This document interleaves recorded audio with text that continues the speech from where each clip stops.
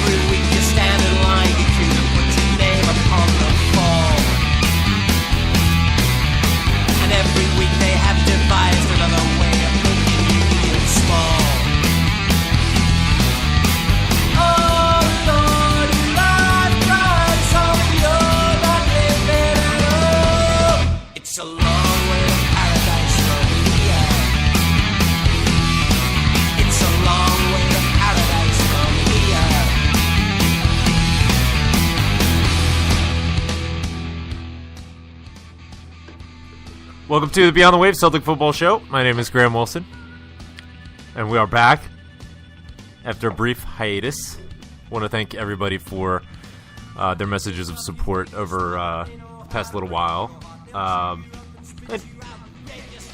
Just some family health issues that have developed, and wanted to take some time to get my head around it and get some perspective and all that. But we're back now. Refreshed, I guess. I guess that could be a word to describe it. Going to be joined here in a few minutes by Yampi. He's going to be a quick one today as he's off to the St. Patrick's Day parade in Philadelphia. And happy St. Patrick's Day to everyone who is listening. It's going to be a white St. Patrick's Day here in the Northern Virginia area of the U.S. Rev, I think you're going to miss out on the snow. Thankfully, I've had enough of that dreadful shit now. Yeah, joining us as always from Perth Amboy, New Jersey, it's the Rev. Hail, hail, Rev. How you doing? I'm hanging in there, pal. It's been a little while. It has. Let's start off 3-0. I predicted it before the game on Friday night. It was a nice time for the kickoff as well for us here in the East Coast of the U.S.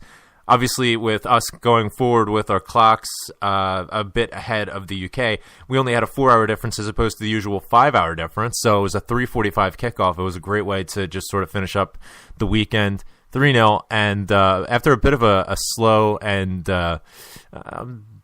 just sort of uneventful start, things really kicked in the second half. What were your thoughts? Yeah, the first half was pretty forgetful.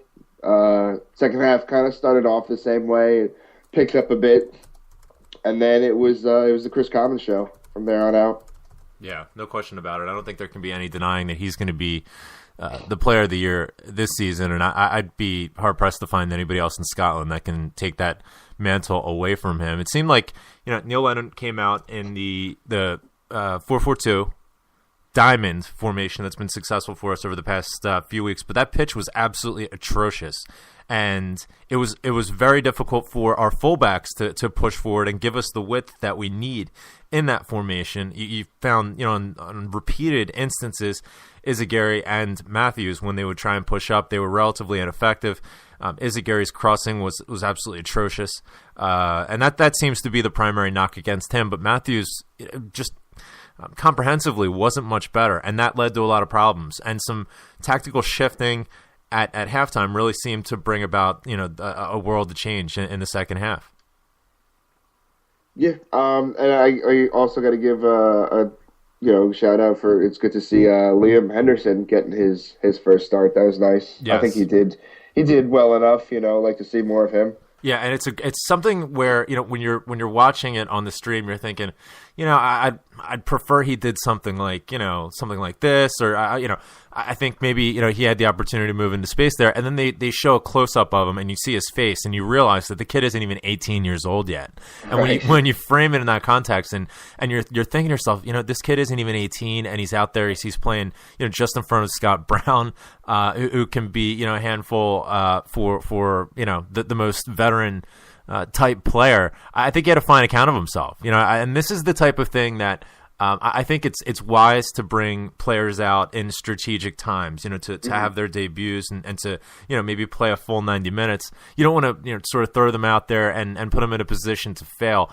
But when you think back to James Forrest, when he first came on, it took a little bit of time before he actually played a full 90 minutes, and actually it's been a long time since he's played a full 90 minutes after, but that's a whole different story.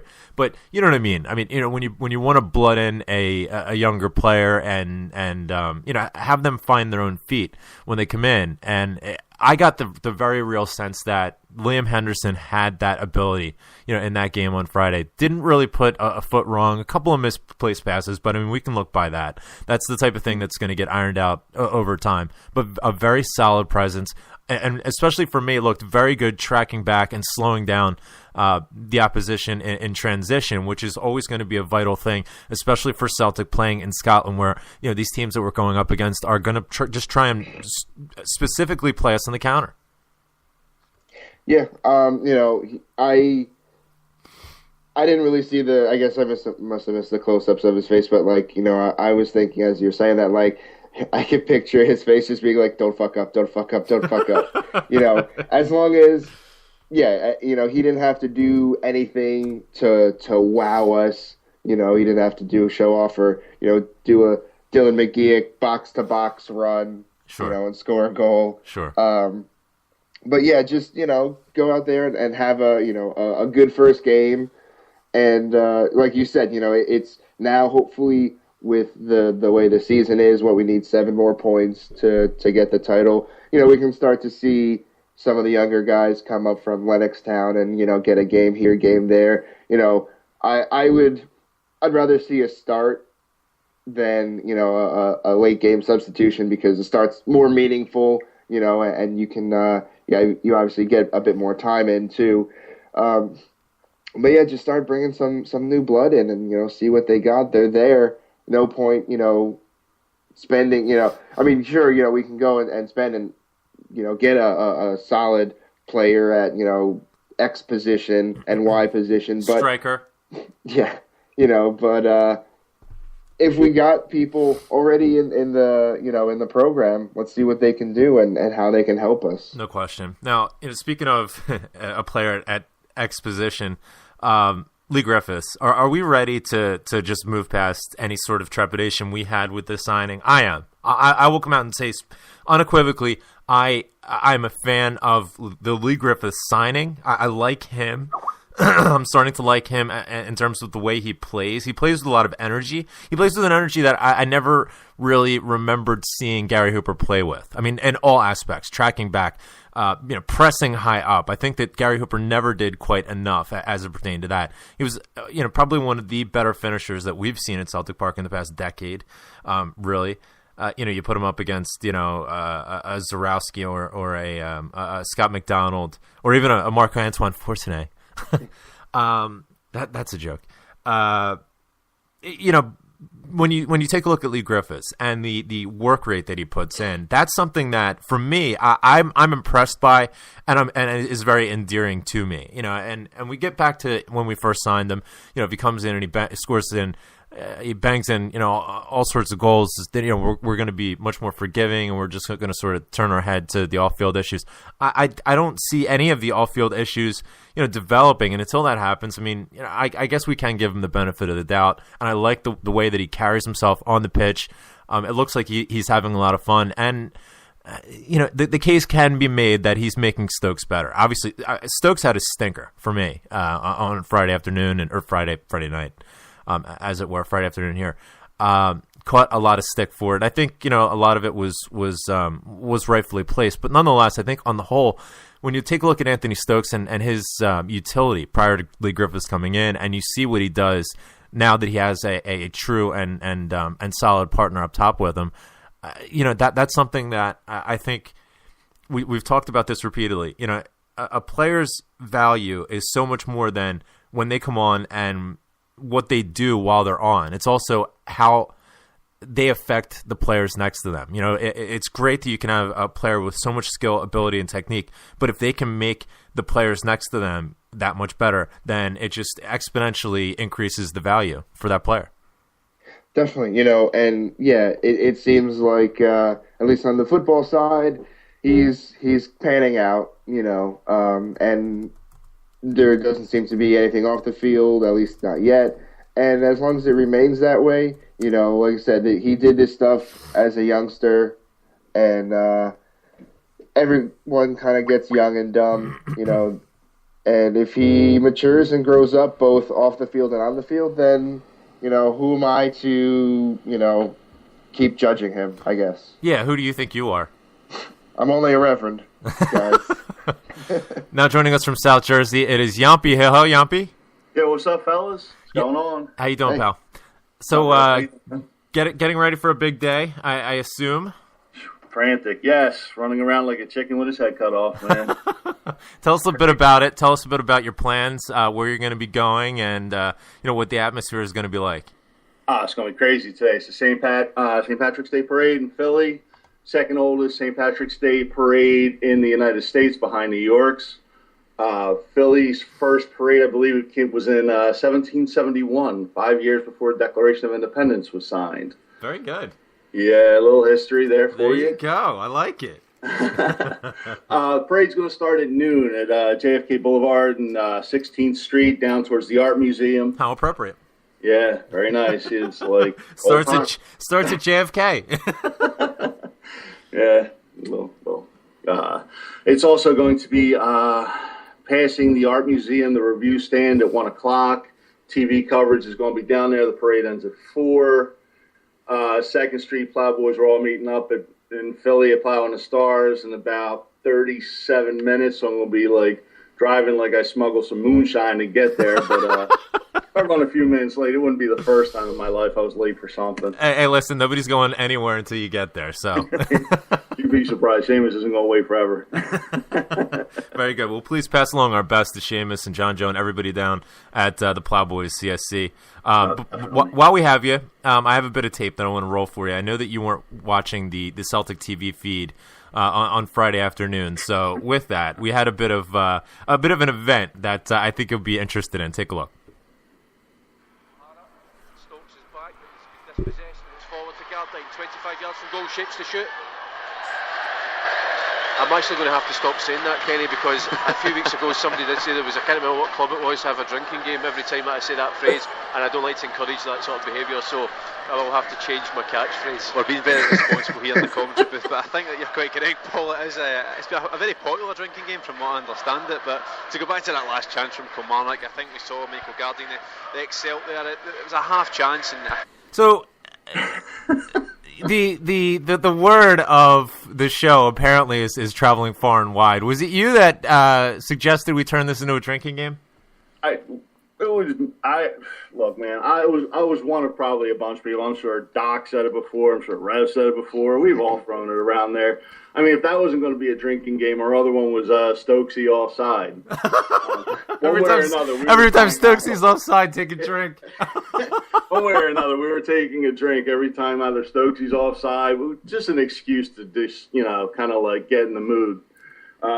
See, but this proves words matter, everybody. So choose your words specifically, because now we've lost Shape to Shoot. Yeah, absolutely. And let's suck the life out of something a little more, huh? Like Shapes to Shoot. Oh, I can't encourage that because God forbid, people will drink. Well, sometimes, hey, after the first half they had the other day, it might, you might want to find reason to drink a little bit. So we have no more Shapes to Shoot. It's very. He better keep the Shapes to Shoot going. The Shapes to Shoot needs to. We must listen. Let's get a petition going. Save Shapes to Shoot. Okay. Hey, what the fuck does that mean? Shapes to Shoot. What he's going? It looks like he's going to shoot. He is in the mood to shoot. What is Shapes? Shapes to Shoot? I don't know. Like his body shape, because that there's that other one he missed it, wide shot because his body shape is all wrong. You gotta square up to the goal. What are you, Christopher Sullivan? He's triangulating in the offensive sector. That guy better keep Shapes to Shoot because nobody would know who the fuck he was otherwise. But everybody has a moniker, like Marv Albert has. Yes. That's what I mean. That's his little catchphrase. That's his thing. Exactly. Every commentator needs a thing. Like John Madden had boom. His is Shapes to Shoot. And now he's going to throw it away because he thinks we're drinking? Oh, come on, man. Nobody's drinking. Listen, Paul Kadehi. Okay, it's like 7 a.m. typically when we're hearing you. So Shapes to Shoot isn't going to turn into a 7:30 a.m. drinking game.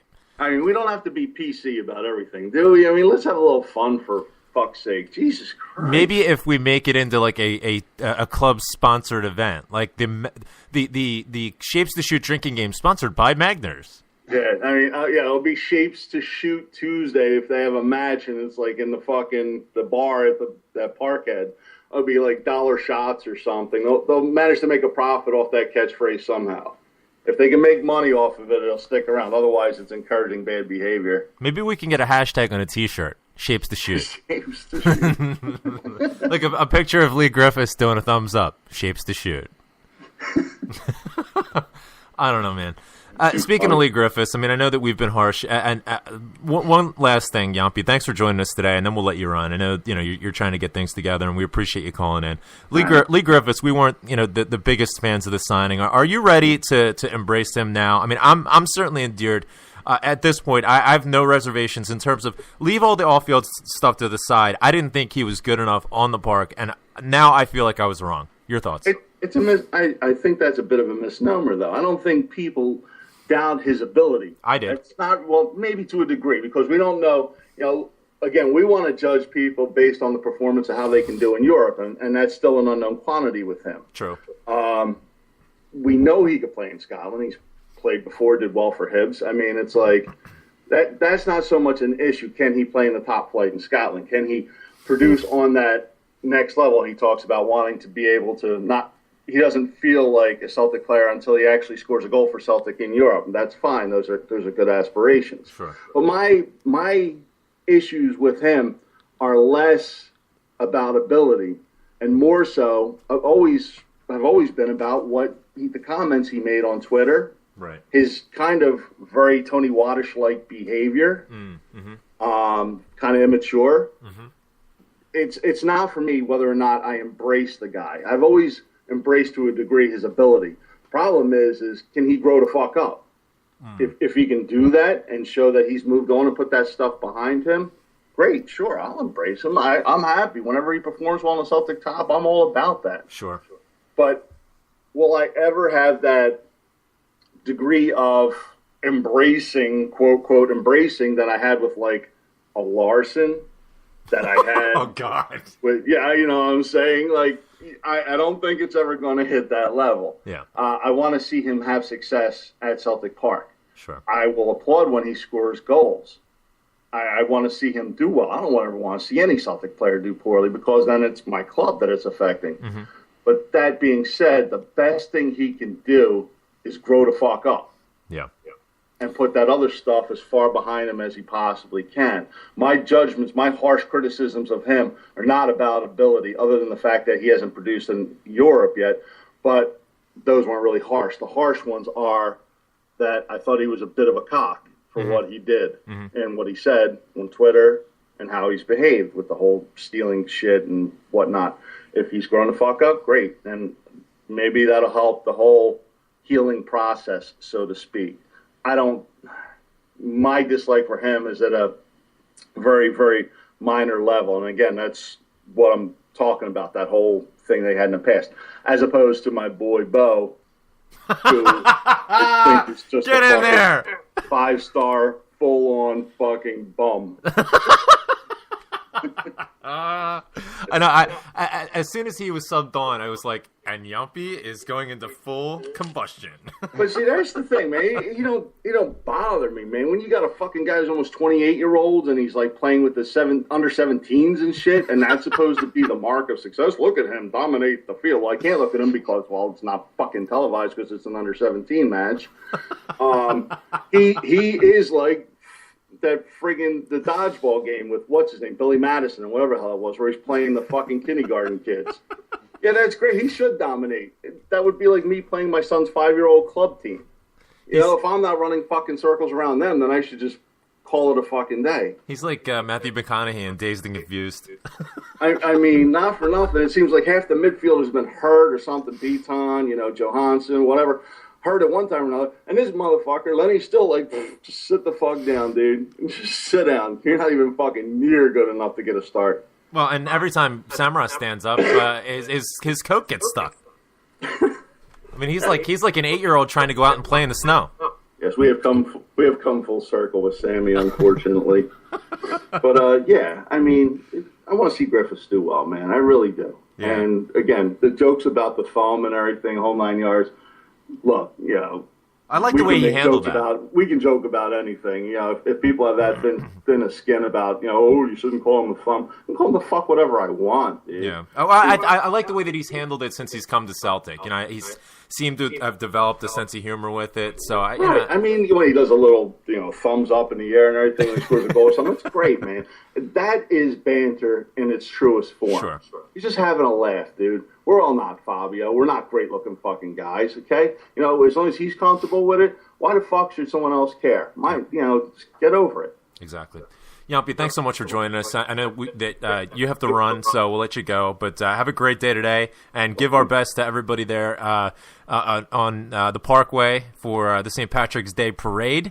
And we'll catch up with you soon, all right? Hope everything's going well with you guys. Sorry I got a jet. Take it easy, man. Hail. Thanks, pal. Later. Be safe. There's Yumpy. Always great stuff from Yumpy. Let me tell you. That guy just exudes passion. My boy Bo. As soon as he brought that out, I'm like, yes! Now boarding. Oh, jeez. Shout out as well, to everybody up at the Plowboys, and I hope they have a fantastic day today. Another issue that was brought up. Well, I guess I'll table that. I was going to talk about Tony Watt since Yumpy brought it up. There was another speed bump this week with Tony Watt in Belgium. It's I don't know what to make of this Tony Watt saga. We talked about it in the fall. I took a lot of stick because I had a source in Belgium, who was keeping an eye and let me know sort of his progress. And I had reached out to this person originally to learn more about the Belgian league and, what he thought of Tony Watt coming to a club like Lierse. And, so we kept in contact over time, and he let me know, as you'll recall, the fact that Tony Watt was sent home from training twice, and then it comes out a month later that, that indeed was the case after, I got loads of stick. Well, it comes out again this week that there was... So let's sort of set the table. I mean, Tony Watt goes to Belgium. He has some conflict with the manager there, Stanley Menzo, who was a bit of a legend for that club himself. I believe he was the captain of the team in 1997 when I guess that was the last time that they had won the Belgian league. And so he has a lot of stature there and a lot of conflict early on with Tony Watt, criticizing his training techniques, his effort in training, called him out of shape, called him lazy. Tony Watt sort of spit the dummy a bit, I think it was a tough thing for Tony. It was like jumping out of the frying pan and into the fire. He saw it as an opportunity to get away from Celtic, to get away from the spotlight, and here he is. And it's just as bad, if not even worse, for him. Struggled a lot over the course of the the autumn, and was finding it hard to find playing time. Now, he'd get subbed in for like 20 minutes and then score a goal, and then you wouldn't see him for 3 or 4 games afterwards. Kind of sounds familiar. And over the holiday period, it seemed as though he found his shooting boots again. He scored. I think it was like a couple of games in a row where he scored a brace. Looked like he was enjoying his football, and he really seemed to enjoy and embrace Belgium. I mean, there was rumors of him maybe being sold permanently there, and he just was coming out in the press saying he loved it, and he's going to have to see about his future. And now all of a sudden, he has been demoted to the B team for the club that he's on loan with. The manager has come out with some very, very public comments criticizing him once again. Some specifics around his training, and this is coming from people that I've talked to who actually the training aspect within Belgium is very open. So people with a lot of time in their hands, if you want to go and watch training for your club, you can absolutely do it. It's pretty open. But they mentioned that there's situations where if they're doing exercises where they're doing sit-ups or they're running through cones, and Tony Watt would essentially blow off half the cones and just sort of fuck around with that, and he wouldn't do the full number of sit-ups that they suggested that he does. Just to give you an idea of what we're talking about here in terms of he doesn't train well. It just seems as though the managers there don't perceive that he takes it very seriously. So if you have a manager that is trying to instill some discipline, especially in a different culture, where that is going to be a premium, that is going to lead to some conflict. It seems as though Tony Watt doesn't understand why that is such a priority, and feels as though he's being singled out and picked on, which again shows sort of that element of I guess immaturity. Rev, what are your thoughts? Yeah, I was hoping that he can go out there, do his loan, shore up his training, mature a little bit just as a person, because he is young, and come back and do the business for us, if he's coming out, making comments to the press last week criticizing the team, or at least the manager, that's not going to end well. And I mean, I don't know much about Belgian press, but I would imagine it's more honest than the Scottish press, where they're just going to completely twist and turn. I mean, they're still journalists regardless, but just completely flip around and take small tidbits about what's comments someone makes, and then just fabricate a story completely. But I believed, what he's, the comments, that's pretty much how he said it, and his words weren't really twisted. So I'm like, that's not going to end well. And then, comes a couple days later, he's demoted to the B team. So what that means for us, I mean, I don't know if that means they're going to want to send him back this summer, or, or just, if they do what we're going to do with him, I mean, it's an ongoing saga, and I just, for him, I want what's best for him, because I like him as a player, so I want him to do well, and I want him to hopefully come back to Celtic with a better head on his shoulders, and do well, if that's possible. Well, and I think that it's, in a certain element, we like to compare him to the Adam Matthews and the Victor Wanyama's, I mean, not obviously in terms of the way they play or where they play, but in terms of where they were in their maturity process when they came into the first team. We're talking about Tony Watt, the 20-year-old. Well, by the time Victor Wanyama was 20 years old, I mean, he was bossing the midfield in Champions League games. I mean, same with Adam Matthews. They're still, all that far along, but they showed incredible maturity for where they were in their careers, and especially with what their age is. And I think that a big detractor for Tony Watt is he didn't play organized football until, maybe two or 3 years ago. So that has a huge impact for these players. like an Adam Matthews who maybe was involved in an academy system and has sort of adapted at a young age to the expectations that come of you in terms of the organizational structure, in terms of the effort that you're meant to be to put out. I think that Tony Watt was discovered because of obviously his natural ingrained skill that he has, and it's to a certain extent it's understandable that he's going to sort of revert back to that. But at some point you need to be accountable. You need to be accountable for your actions, and you need to just stand up and say to yourself, I can only control what I can control, and therefore I'm going to do the very best that I possibly can, even if in your mind you feel like it's wrong. I mean, we've all worked for a dickhead boss, where it's like, this guy's a prick and whatever, but, listen, this is what I got to do for the job, so I'm just going to do it. And when you're talking about being a professional football player, who's trying to win the good graces of the manager of the club that he grew up supporting and would dream to play for, the way that he's going about this is all wrong. Here, I got a couple other quotes for you, and this was from the Belgian press, but, it seems as though there's a lot of attention going towards Tony Watt in the Belgian press. I would have to assume because of the biggest goal, hopefully not of his career, but certainly thus far. Give us a listen. The question was put to him. There's going to be some translation awkwardness, so bear with me. There's been bickering between you and Stanley Menzo, the coach. Why is that? Tony Watt says, no idea, but from day one he does not like me. It took a long time before I could play, while others in the club, to me, said that they didn't understand why I didn't get a chance sooner. I have no explanation. So right here, they're talking about the struggle between Tony Watt himself and the manager, and he goes right off with, "Oh, he doesn't like me." Instead of saying, I mean, listen. The cliches that professional athletes and footballers are no exception to this, that the cliches that they come out with and whatever, they are strategically placed. There's a reason why they do that, and there's a reason why it's good. Oh, Jesus.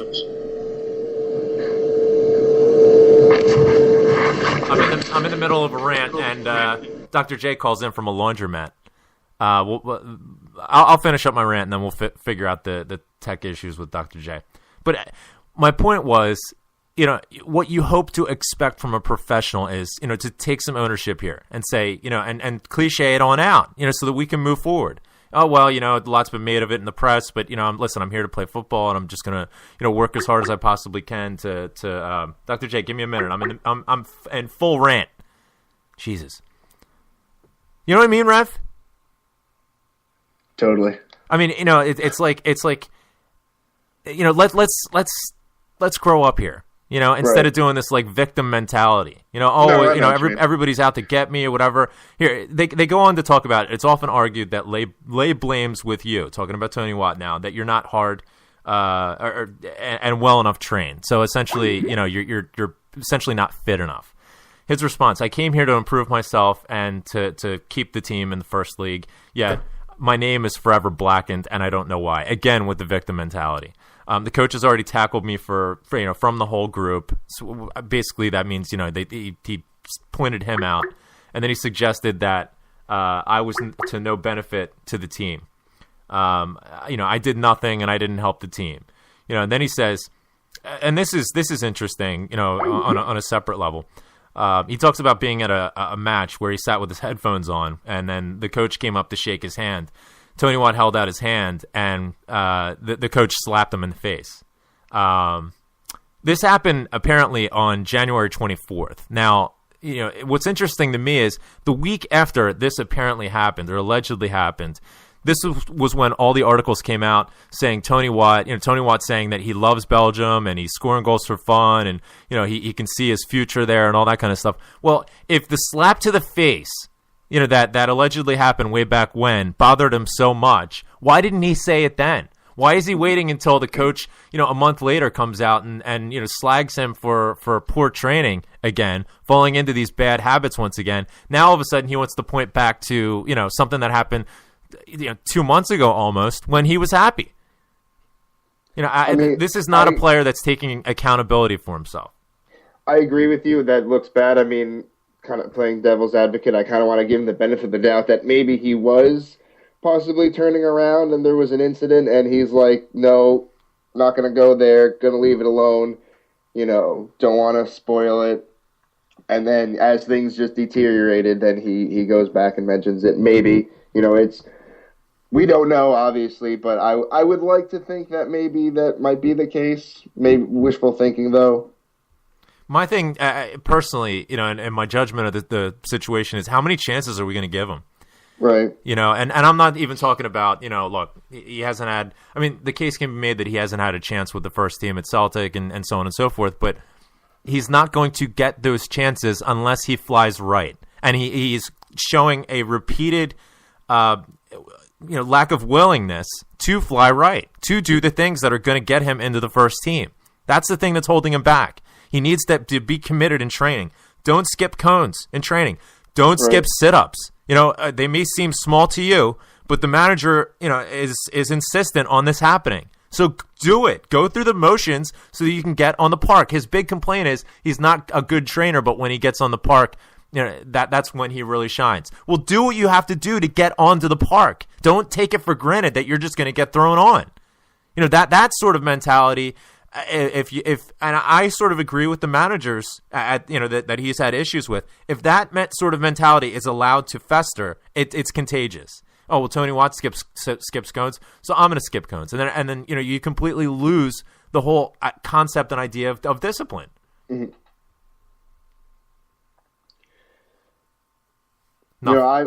I'm just talking more broadly. I'm a big believer in whoever is really busting their ass in training. That's because the game. Yes, that's where the glory is.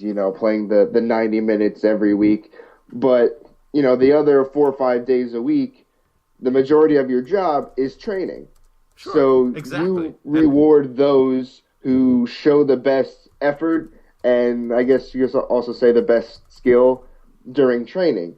I guess there's a little bit of leeway with that, obviously, but if you have players that are just taking the easy way and not pushing themselves. I played sports growing up, and maybe that's where that mindset comes from. But that's what it was. The kid who's when you're doing laps and you got somebody jogging and everyone else is close to a full sprint, or showing that they're trying and doing their hardest, the best they can. Those are the kids that you want to reward. You're doing a good job. Let's put you in, see what you can do, like that kind of thing. You know what this reminds me of? What? I have a very specific example of what this reminds me of, and okay. and it's with American sports. And I'll give you I don't know if you can guess straight off the bat. A very famous sort of sports icon that was known for something very similar to this. Maybe, but you go ahead. I don't want to. Here, I'm supposed to be the franchise player, and we're in here talking about practice. Listen, we're talking about practice, not a game. Who is it? We're talking about practice. It's Allen Iverson, man. We talking about. Oh, we talking about practice. Not the game that I go out there. I'm not a big basketball guy. He's talking about Rev. Listen to him. All right, he's talking about practice and play every game like it's my last. Not the game. We're talking about practice, man. How silly is that, man? We're talking about practice. I know I'm supposed to be there. I know I'm supposed to lead by example. I know that, and I'm not shoving it aside, like it don't mean anything. I know it's important. I do. I honestly do. But we talking about practice, man. What are we talking about? We talking about. Listen, he's talking about practice. Sit tight. Practice? We're talking about practice, man.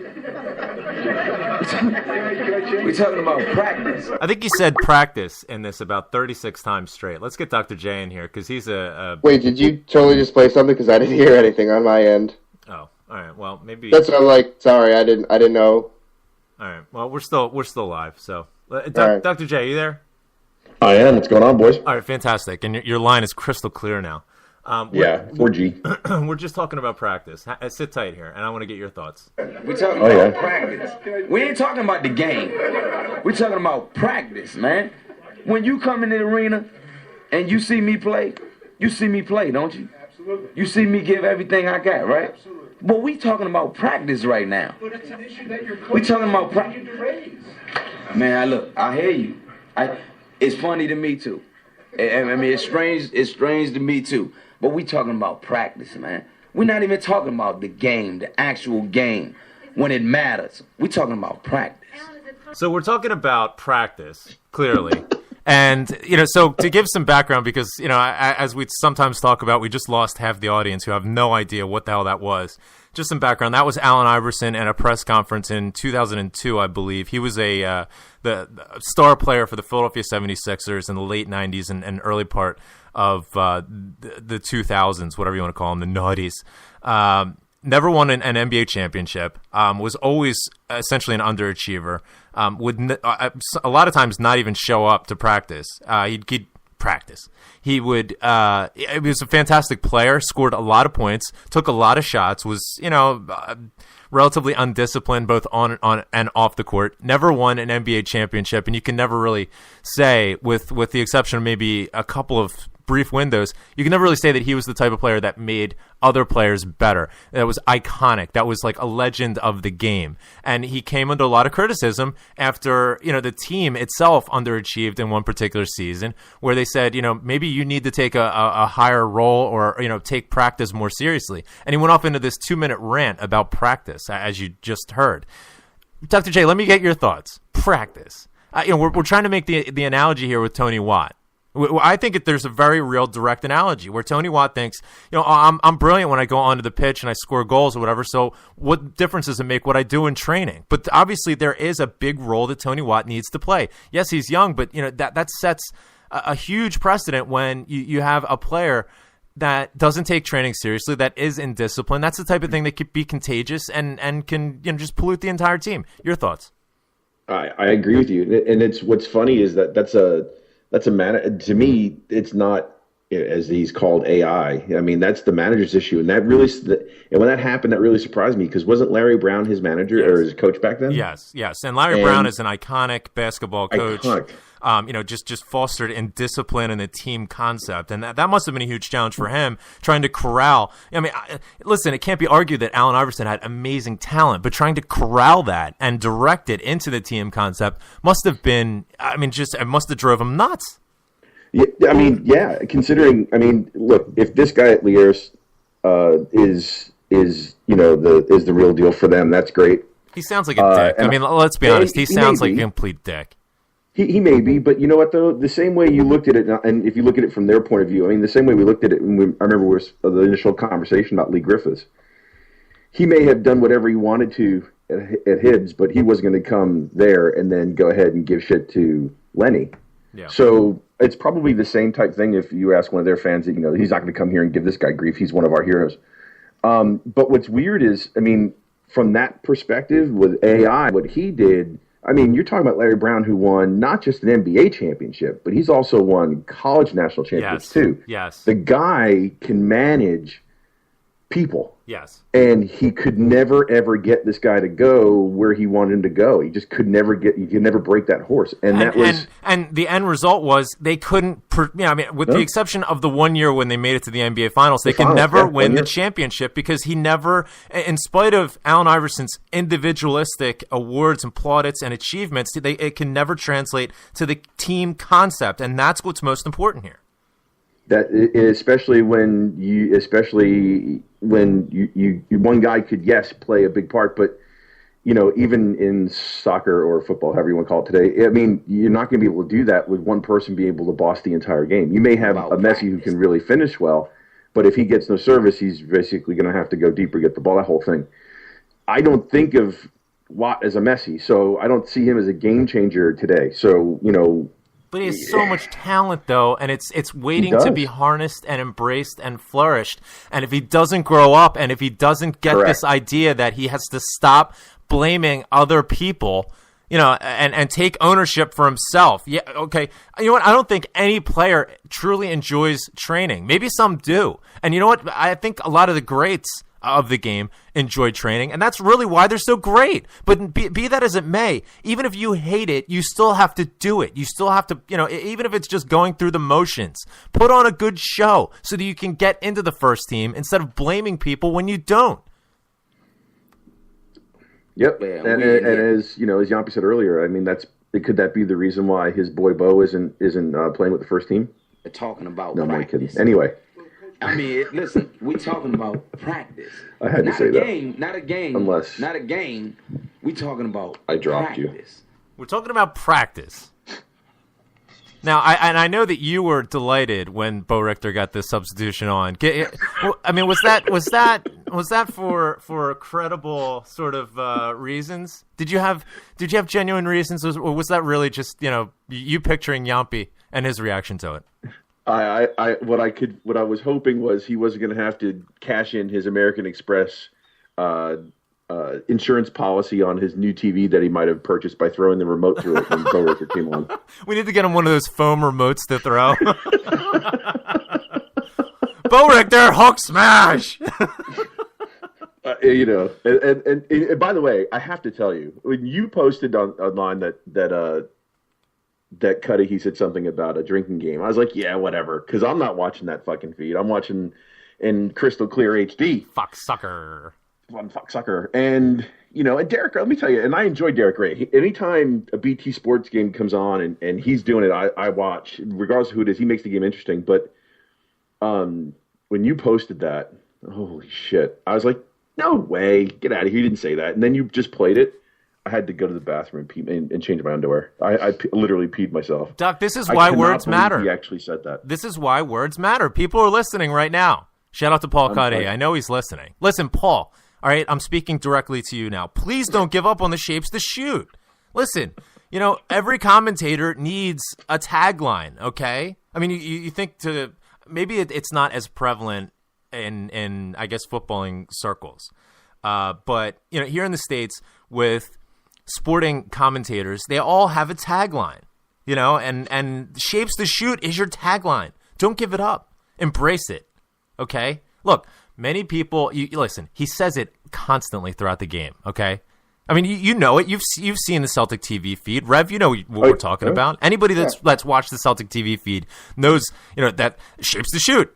That's his thing. He says it over and over again. And at first, it's like, oh, my God, he's saying shapes to shoot, like, and it almost is like a drinking game. But it's one of these things where over time, it just sort of grows on you. Like, that's his thing. So when he says it, you sort of chuckle. Oh, shapes to shoot. Don't give it up, Paul. No, and to add on to that, that's not the part that kills me. I don't mind that. Oh, God. Him saying that's cool. I mean, that's great. Here we go. Yes, or Houston, hello, or whatever the sayings are. That's great. It's Des Moines, Iowa, hello. Yeah, it's the unabashed bias that comes out of their mouths about every foul is against Celtic and every foul is for. What are you expecting? What are you expecting? I listen. I mean, I don't. You're right. Listen. You're not even paid by Lawwell, and you come on here and sing his praises. It's just because he's your pal. They're paid by Lawwell, so obviously they have to do exactly what they want. You know what? I bet they would be really good in practice. Not a game. Not maybe in theory. How about that? Go out there and die for and play every game like those it's guys. my They last. just kill me. I mean, I don't know what to say. They drive me crazy when I listen to them on TV. Listen, they are good at practice. They're good at practice. I don't know, man. I don't know. Anyway, so what'd you think of Henderson's debut? We were just talking about that a little bit, and it's one of these things where you expect so much because he has so much potential, and you want it to be one of these situations. I mean, Johansson comes in, he plays one game, or he gets subbed on for 20 minutes, and it's like, okay, he seems a tidy player, and then he comes on that first game that we saw him, and it was like, oh, yes, this is a player. This is the player that's going to make me forget about Ledley. And you almost want to see something like that with Henderson develop, where he's going to have one breakout game where he just does, all of these brilliant things. But I think that, we need to sort of reserve our, curb our enthusiasm, if you will, because he is so young. I mean, when you see the close-ups of him, I mean, he's a boy. He is. He's a baby. Yeah, I mean, he's not even 18 years old yet, and I think that it's wise to sort of bleed him in some of these games where you set him out in a position where he doesn't have too many responsibilities. He can do, just the standard things and the simple things well and build up his confidence. And I think that, that was that game on Friday night was a great opportunity for it. I mean, a couple of misplaced passes here or there, but I think that his positional awareness was exceptional, especially in that 4-4-2 diamond where if you're on the right side, placed on that right side there where he was, and you have such an onus on sliding over and covering those wide areas and transition, I think that he did exceptionally well with that. Especially with Scott Brown sort of frolicking in that free roll just behind him. I think his awareness was very good. I think that his vision is very good. He's always got his head up. I think the big Achilles heel in the first half for Celtic was that pitch was absolutely atrocious. I think Yampi sent out a tweet saying that they had a monster truck rally at Rugby Park the night before, which probably wasn't too far off. And when you're trying to set up that one touch sort of fancy stuff, setting up 1-2s and things like that, synchronization is so important, and it's damn near impossible to do with the pitch being that bad. So I think that, there were some ideas that came off. They were trying different things and they weren't successful, but, I like that sort of mentality. When we get back to Celtic Park and we play on an actual, just a smooth carpet, just a beautiful surface, that's going to be much more effective. And I hope that, Lenny doesn't chuck this sort of idea or this sort of concept. I certainly wouldn't think he would. Some of the best football that Celtic has played over the past 4 years, especially domestically, has come from that sort of mindset. But it did seem as though once Lenny realized, in my opinion, that we were having, and I suggest this as well, we were having all of the possession. So midfield really wasn't going to be a concern. We just needed to be mindful of Kilmarnock in transition. But when you have a fat fuck like Chris Boyd up top, and Charlie Mulgrew, I mean, let's not kid ourselves. Charlie Mulgrew made Chris Boyd his bitch all night. I mean, and watching the game back in bits and pieces yesterday, I mean, there was a couple of situations where Charlie Mulgrew just sort of twirled around and Chris Boyd just fell on the floor like a deflated kite. But I mean, there was just repeated instances of that. And, when we're dealing with that, Chris Boyd is going to be, sort of an aerial threat. If you have Ambrose and Mulgrew back there sort of marshalling him, and he was really their lone striker. I mean, you can say that it was a 4-4-2, whatever. They really only played with Boyd up top. When you have that and you have the ability to sort of mark him out, and let's be honest, it's not, the hardest thing in the world. The midfield doesn't need all that much reinforcing. And I think, Lenny observed that. I think that where we were missing was up top. I think there was so much emphasis on the link up. We talked about Henderson sort of facilitating the 1-2s, the one-touch passing and so on and so forth. And Commons seemed a bit lost. You saw Henderson trying to do something like that. Hansen's work rate is exceptional and continues to be so. I'm a huge, huge fan of that. Another exceptional signing for Celtic in the middle of the park. But in the second half, we saw Chris Commons push forward, and the results were apparent for everybody to see. Well, what I would say is this: if you took there's a couple things that I took away from it. One is I never heard or saw because I was watching in a high def.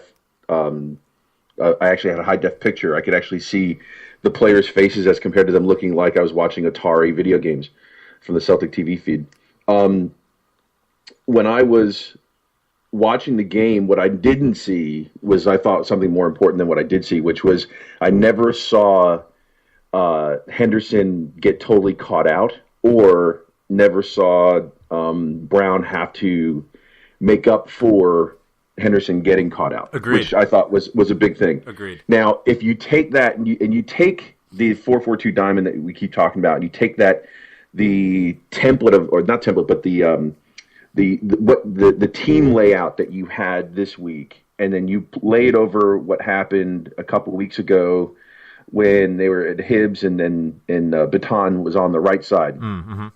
And then that's when basically Brown crawled in his shorts and he got subbed off at halftime, who came on in to win the game. Mm-hmm.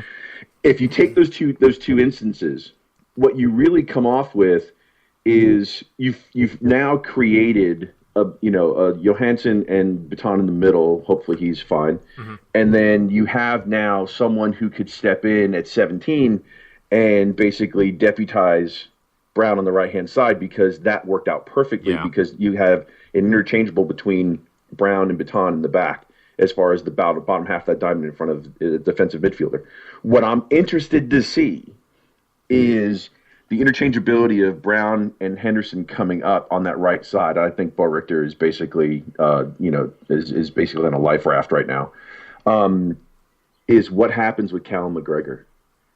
If his strike rate continues down at Knott's, could you imagine what would happen? You bring him back in, and then you have him on. I mean, I'd love to see. I mean, I hope we don't sell the kid. He's doing fantastic down there. My question is, why isn't he playing for us? And what does that spell for Liam Henderson's future? Is Liam Henderson's future, maybe get some appearances in the run into the close of the season, then loan him out next season? Or, is there something about Liam Henderson that Neil Lennon sees that says, right, this kid's going to be ready for the first team here a lot sooner than other players? But you're right. I mean, Callum McGregor obviously has shown his worth. He's proven himself. I mean, his strike rate, as you rightly point out, at Notts County is fantastic. That maybe for the future, that may be something where Callum McGregor comes back and can deputize for Chris Commons. I think they play a very similar role. Exactly. And don't forget, that's for a team that's going down. Yeah. He's scoring goals for a team that is going down. Yeah. The same way you look at, I don't want to draw comparisons, but the same way you look at how Griffith scored for Hibbs when Hibbs, he's basically a one-man band. Great point. It's the same exact. To me, I see the same exact thing. If he's doing all that down, granted League One, but League One, League One. No, that's. I love when they do that. That's you said Chris Sullivan earlier, and I almost died. It's like Ligo. I love the guy. He's from Southern California, but he's totally like Italian and Spanish. Offensive sector. AC Milan. Yeah. Anyway, I mean, I'd love to see that. That's gonna be great. I think. I mean, I'd love to see that. And then you have a couple other people up top. They got to do something with these kids, and if they're putting that much money into their youth system, that'd be something I'd like to see. But that's the one thing I did see. The one thing I didn't see was Brown all up in his shorts for Henderson. I thought he did okay. I was less impressed with Henderson's debut than I was with my boy in the back. So what's his name? The right back. Fisher. Yeah, Darnell Fisher. So you were more impressed with Henderson's, sort of first game, first start, than you were with Darnell. Yeah. Okay. Well, I think it's a bit of a different dynamic. Maybe not. I mean, Darnell Fisher came in a time when, amazingly, we were short on options at right back. We have, in my opinion, two close to world class right backs, and I'll throw that out there. I don't even give a shit. I love Michael Lustig like a fat kid loves cake, and Adam Matthews is a very close second there. And he had a lot of he had some big shoes to fill. Darnell Fisher, I'm talking about. And he came in it's a very different time in the season, where the league essentially wasn't wrapped up yet. Well, I mean, the league was wrapped up in August, but you know what I mean. I mean, there was still a lot to play for, and I mean, we were still in the cup competition. There was much more scrutiny. Whereas I think Liam Henderson is going to get the ability to sort of gently be blended into the side. Whereas Fisher was like, okay, go handle it because we need you. It's a big difference. The big difference. Graham, is Henderson got to play next to Brown. Yeah. Yeah. Darnell had to play next to Effie. So he's got the asbestos suit and the fire alarm ready to go. Easy. Easy. Effie's my boy. No, I know what you mean. And listen, it's just as dangerous, and that's the truth. I mean, think about. When we go back to this time last season, or maybe a bit earlier, Tom Rojic, when he came in on his sort of, we were away to Motherwell, he comes in on his big debut, and it's a similar type of concept, young player, more of an attacking element, certainly than, that sort of holding midfielder ability to break up play, and he fell flat on his face. He didn't have, the sort of support next to him that I would have liked to have seen. I think Scott Brown was out at that particular moment, taking a bit of a break. We had some injury issues as well. FA was, quite rightly, just after the Juventus game, just coming back from the Cup of Nations. It seems as though his form was reeling, his energy level was reeling, and his confidence was reeling. And we saw the product of that. I mean, Rojic is I don't see a future for him at Celtic, unfortunately. But, I think with Liam Henderson, here's one thing that really impressed me. I mean, you've brought up some great points in terms of, the plus side of Liam Henderson's performance. What I sometimes get nervous about with these attack-minded, or at least attack-profiled midfielders is how are they going to cope with tracking back and slowing down the transition? How are they going to, be able to chase up, some of their crafty, the opponent's crafty midfielders? Are they going to be able to put a shoulder in, slow them down, break up the rhythm? And there were several instances where Liam Henderson, did quite an outstanding job, and that's going to hold him in good stead, especially, trying to get a consistent run out in Scotland. We absolutely need that, especially in the middle of the park. Well, I would go with this. The advantage of bringing the kid up from the U20 setup into the first team is the fact that that's how they play and how they're trained from, as Willie came in and said when we were in Philly, from the time they're U13 on up. So that process doesn't have to be taught to him, or he doesn't have to learn that.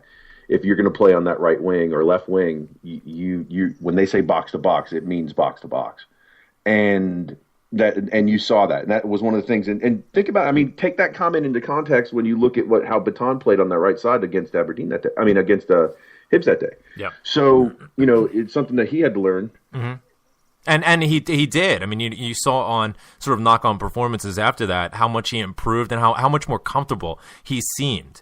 With that element. Yes. I think that I'm not so sure how much of a defensive element Beaton has, but he certainly gives you that element that's been missing since we sold on Key. That we really haven't had. Yeah. The vision, the passing range, and the awareness. I think that he can with the ball at his feet get out of trouble single-handedly. But Rev, your thoughts here. Let's get you in here on this. Liam Henderson, 17 years old.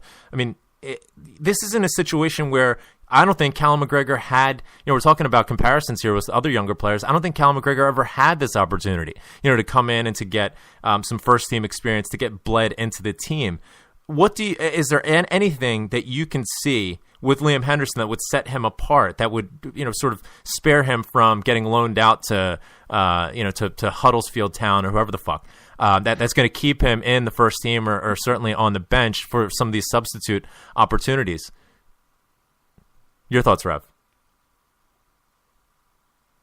Rev was going to respond, but then he got high. Sounds like a song I've heard. Yeah. Hey, listen. Let me digress for a second. You ready? Please. Have you? Melbourne Victory have been on Fox Soccer a lot lately. Fox have Soccer, you noticed that? Yeah. Fox Soccer Plus. And I've recorded a couple of their games to watch. I still don't see why everyone's so excited. I don't think Rogic has really done all that much, even down there. But I read a lot of their blogs and everything else, and they seem to love him. But the first game he played in, they got blown out by Del Piero's team. So I thought that was kind of interesting. Sydney FC. Sydney FC. Yeah. But I recorded the game Saturday. I'll see what for Friday night or Saturday morning it was here. But I love Australia. I'll take a look at that one. But I haven't. I've been trying to watch games for him playing, and he was that a goose flying by? Yeah, dude. Yep. Wow. Goose. No shotgun. We have the sounds of nature coming from Dr. J here. Yeah, I'm afraid to pull a shotgun out because then I'll get pictured with all the other crazies on Twitter that say I'm evil because I shot an animal. Oh, there's plenty of other reasons to call you evil. We don't even need to go there. I think it's a good point talking about what is the profile behind Rogic. With a lot of these younger players who come in. Think about some of the great players that we've had over the past several years. We don't know jack shit about them coming in. Key had a similar sort of profile. He's getting a lot of attention from the bigger English clubs, and we're sort of having to fight them for his signature. When he first came, but you had a World Cup under him. He had a World Cup going. Well, not necessarily at that point. He didn't really have at the point where we signed him. Keep in mind, we signed Key under Tony Mowbray. It's hard to believe that, but that was a Tony Mowbray signing. or it was a John Park signing while Tony Mowbray was the manager. So this was prior to the World Cup.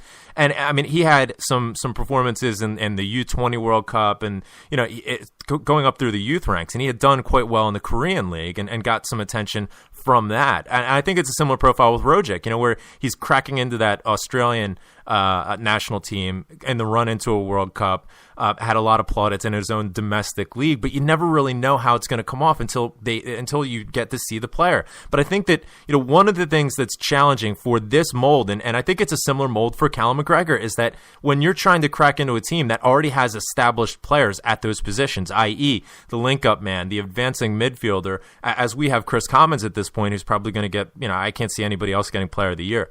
That's hard. I mean, how are you going to knock Chris Commons off of his pedestal, as opposed to maybe some of the other younger players that we've brought in who are not having the requirement to deputize under one of our better players. They get a quicker run out because there's a bigger need. Is that really the element with Rogic? Rogic, in my opinion, aside from that Motherwell game where everybody had a howler and that reflected directly on him, he really never got an opportunity. I mean, there was a couple of flashes that you could see from him, but when he did have the opportunity, it just never came off. How much of that is just boils down to confidence, and how much of that boils down to the fact that he's completely overrated? I'm not so sure. Wasn't he also in the Morton side too?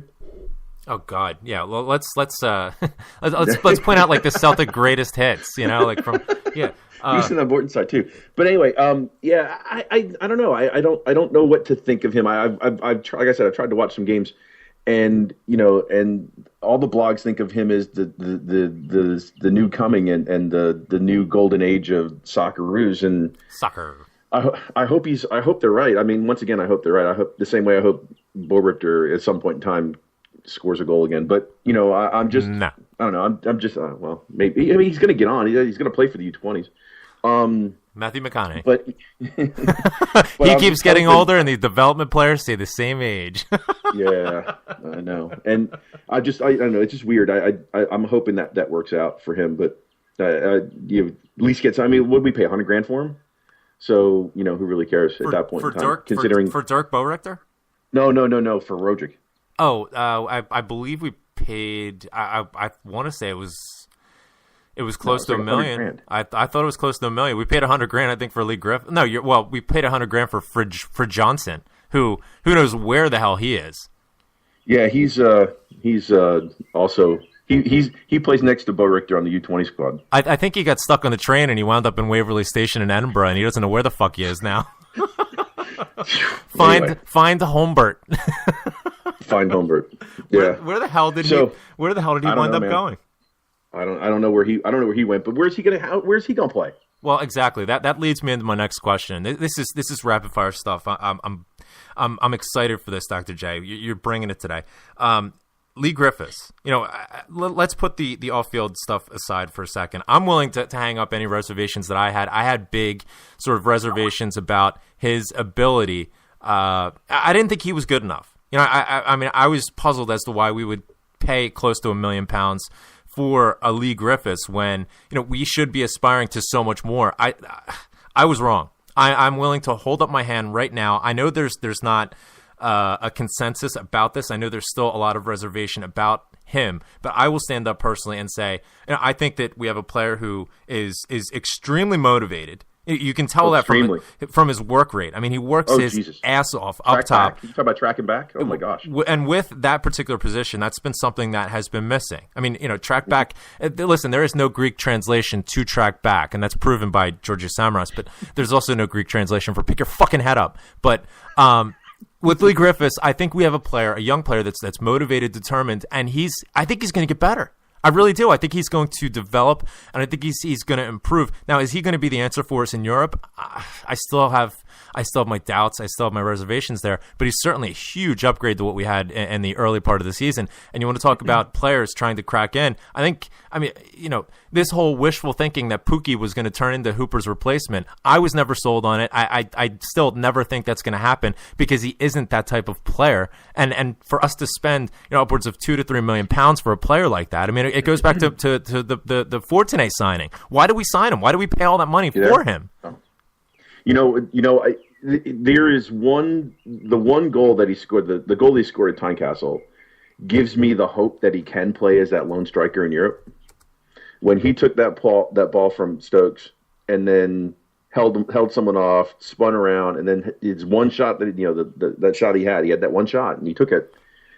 I mean, that was Samaras isn't going to do that. That was body strength. That was his ability to get leverage, push the player off. That was hoop. Now I'm going to use this as a term, but don't beat me down for this. That was Hooper-esque as far as Hooper's ability to shred people. I think it was better than Hooper. And shrug people off. I think it was better. You follow me? I do, but I think it was better than Hooper. I don't think Hooper has that in his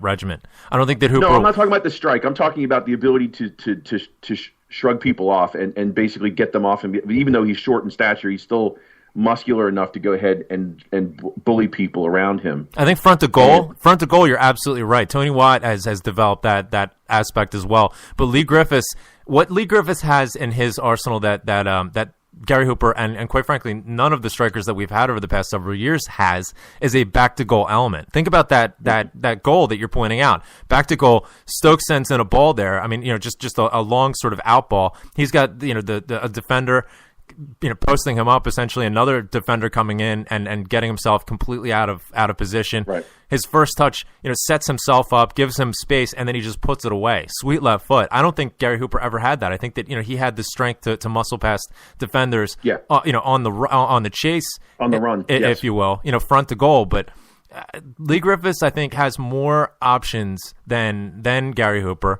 I think that he's more of a sort of pure replacement. Granted, I think he sort of shades more back to an informed Anthony Stokes in terms of his capabilities. But I think that he's a step ahead of Anthony Stokes in terms of his ability, especially on a consistent level. Granted, he didn't score on Friday night, but he certainly had some opportunities, and you can see those flashes. And the thing that's exciting to me, about the way that he plays is he's the type of striker, and you need this. You absolutely need this. The type of striker that can make something out of nothing. That goal that you're pointing out. I mean, that was a pretty boring game. As many of the games over the past 6 to 8 weeks have been. It's like, oh God, we're just stuck in second gear and we can never really click it in. And all of a sudden, just an instantaneous moment of brilliance can really, he can just score. And that's the type of thing that can raise spirits, can raise the confidence level, and drop that anxiety, so that the rest of the team can just sort of relax and play, within ourselves and play naturally, instinctively. Yeah, can I go back to something I just thought? Did you notice that when Sammy couldn't get his jacket off? Yes, I did. Who did he turn to? That was adorable. What was it, Zaluska? No, wasn't it Bo Richter? Well, Bo Richter was definitely in the frame. Yeah, you notice he never took it off, because I'm sure he said, "Hey, Dirk, can you get this off?" And he's like, "No, man, I'm afraid I might cut myself. No, insurance policies, man. I'm not covered. I'm not allowed to get up. Yeah, I mean it's sort of like reminiscent of Balotelli not being able to get his fucking bib off. I mean it's a zipper, Sammy. It's a fucking zipper. Why? Can I ask a question? Why is he on the bench? That's a great question. I have absolutely no idea. It's clear. It's clear that he's not going to resign. So why take up a spot on the bench when we're talking about Callum McGregor is away on loan because there's no room for him? Get Sammy the fuck out of there. Have him train with Bo Richter with the U20s. Forget it. It's not going to happen. I don't see the point. I do not see the point of him taking up a spot. Why be there? Especially in interviews, Lenny says, "Oh yeah, it's really great for these guys to at least be with the team. Be on the away match, be on the bench, be there. Even if I'm not having not having a part of them playing, it's great to be there. Okay, great. Then go ahead and let Sammy go sit with Commons' wife in the support section, and then go ahead and put someone on the bench." Could you imagine Sammy on one of the supporters' buses? You'd have to duck. He's kind of tall. You really would. I mean, everybody's drinking Buckfast, and Sammy's pounding Ouzo. That was pretty cool, though. Commons' wife. That was great. Lisa Haig tweeting out pictures from riding on the supporters bus. She rode to the game in Kilmarnock on the Lisbon Lions CSC bus, and at first moment's notice, like, oh shit, Jesus, this is not going to end well. I mean, you have to. You know, I've been on one of those buses before, and it is, especially out to Killy, which is probably more of a blue heaven than downtown Glasgow is. Sure. It is one of those things that getting on a supporters bus and going. Because I went to Tynecastle from Glasgow a couple years ago, and that's just long enough to not remember the trip home. Oh, absolutely. You got like 45 minutes. You're full of Buckfast. Oh, Buckfast, cider, Stella, and Tennants, just to go ahead and knock your stomach into remission. And she seemed like she had a great time with it. You know, she's tweeting out pictures and, you know, selfies and, you know, and it seemed as though, you know, the supporters really enjoyed having her around. I mean, you saw her with, like, you know, a mixed drink shaker. I mean, she's making up Cosmos and French martinis and shit. I mean, you know, it's just it's fantastic. It's fantastic to see.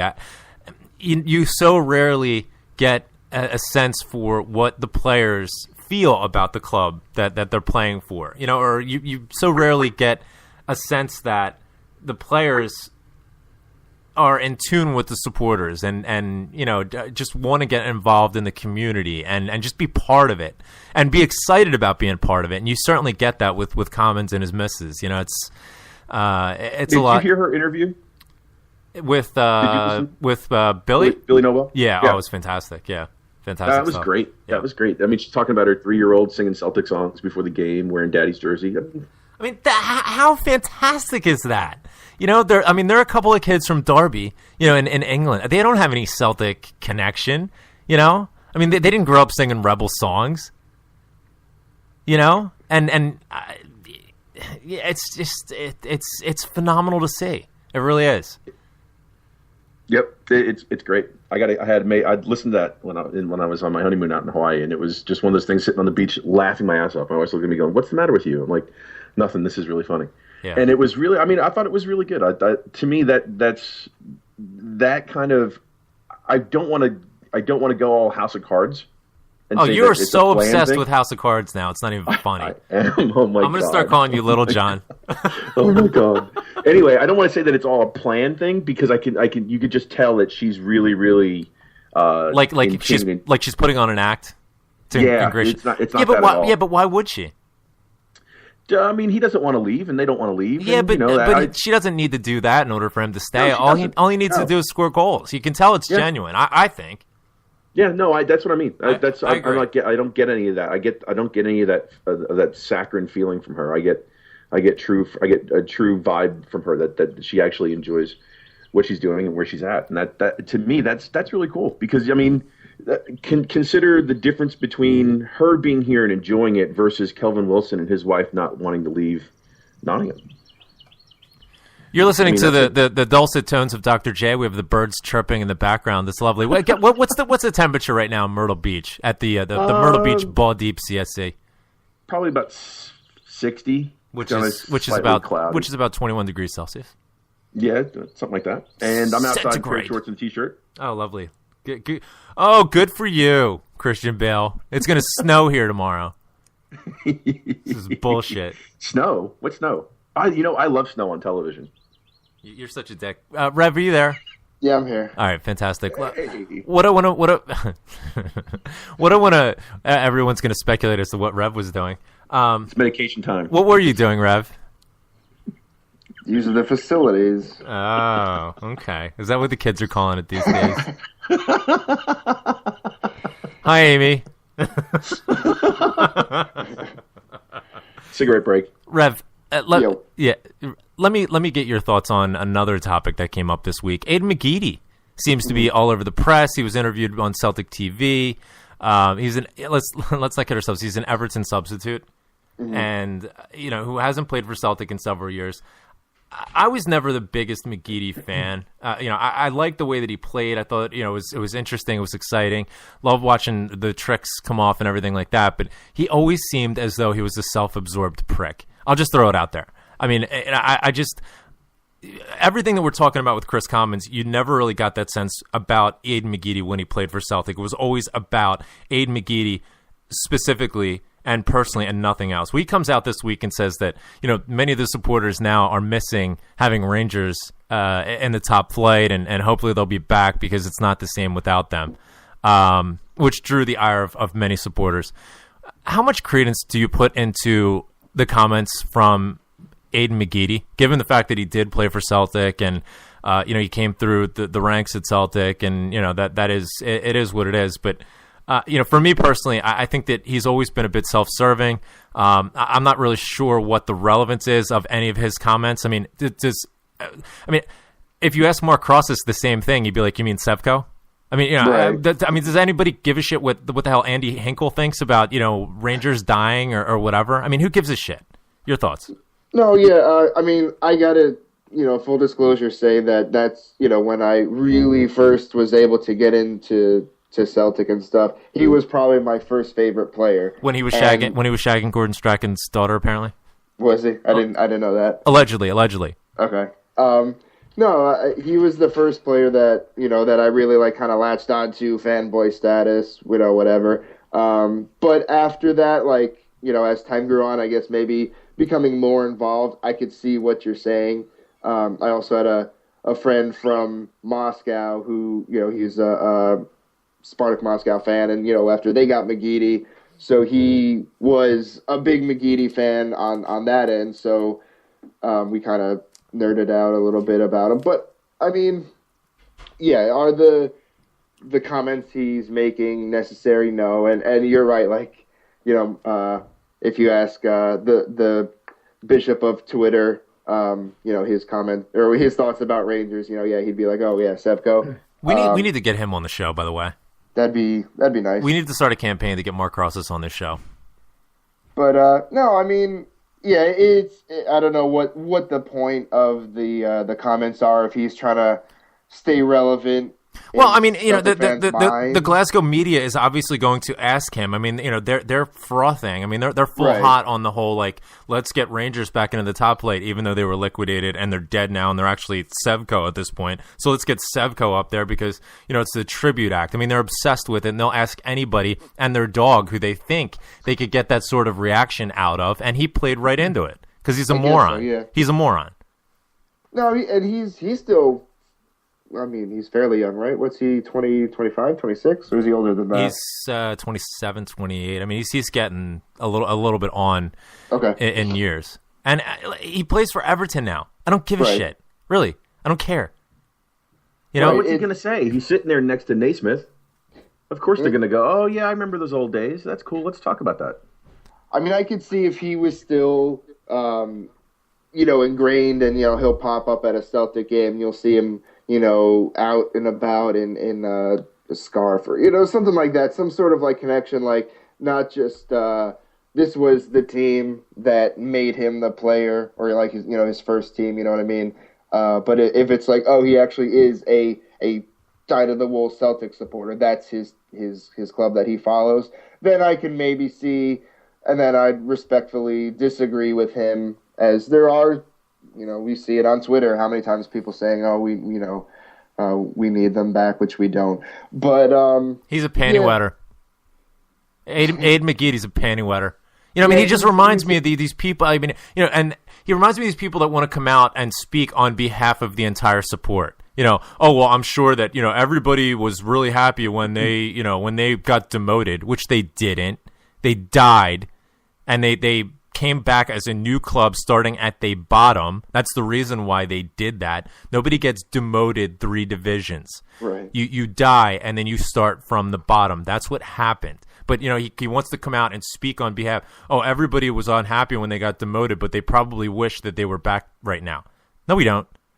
And to sort of assume that you can speak for everyone on that topic and that issue while you're playing right into the hands of the Scottish media is just unbelievably dopey.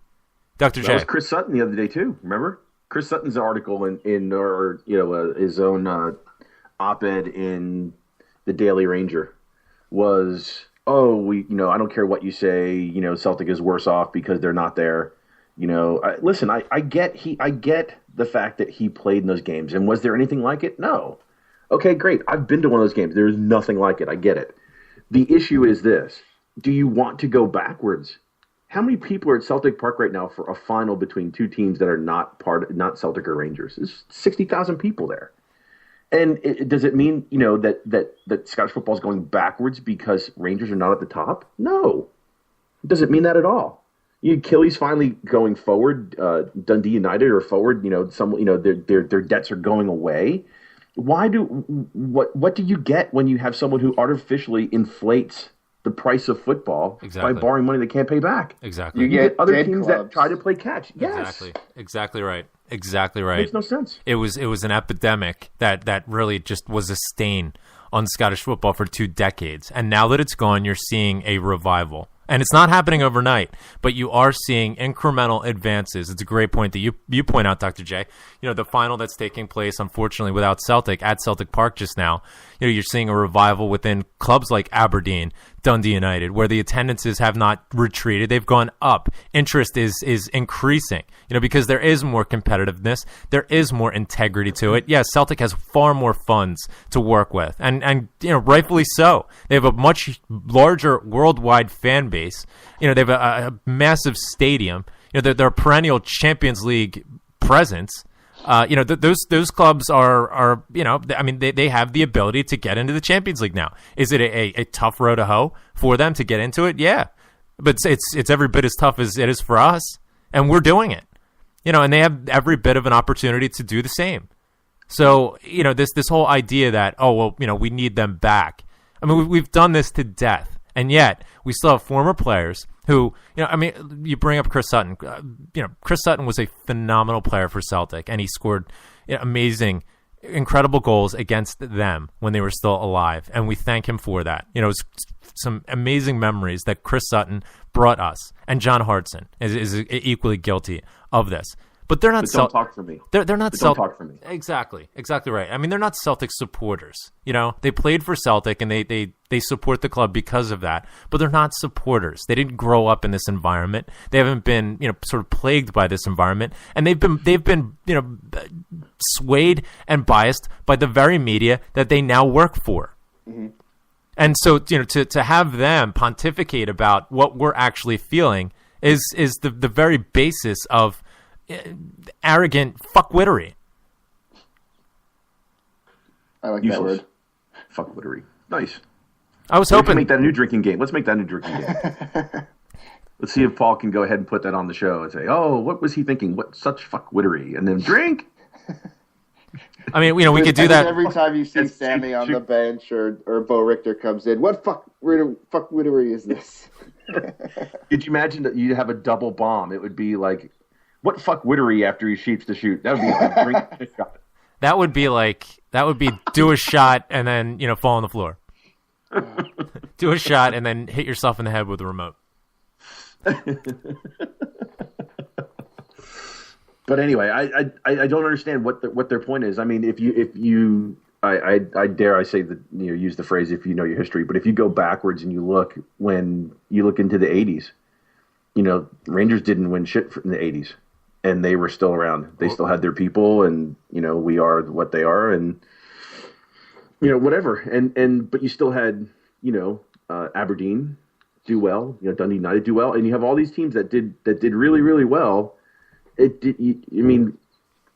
Celtic did okay. Rangers, they survived, whatever. I mean, isn't that or shouldn't that model be what people want? Well, especially if you're running the SPFL. Exactly. Have some competitiveness. Have some parity here. I mean, there are examples of this. And I think that a lot of it comes from the British, and I'll use British, solely under English influence. There is such a huge influence on this overhyped money machine that is taking place in England that talks about, it's more focused on the spectacle of certain games. Right now, as we're speaking, Manchester United are playing against Liverpool.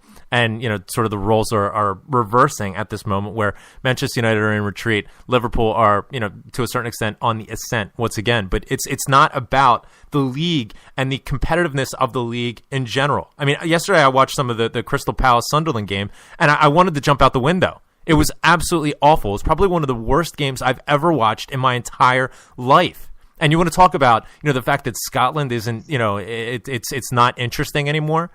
It's so obsessed with spectacle of certain games, and it takes away from the overall product. Look at Germany. as an example. When you watch any of the sort of mid-table German games, they're phenomenal. You know why? Because there's parity. You never know who's going to win on a given week. Hoffenheim plays against Werder Bremen, and you have no idea. I mean, if it's an 8 versus 14 in the table, they could be very, very evenly matched sides. Whereas, you watch an 8 versus 14 in England, and it's going to be a shit show.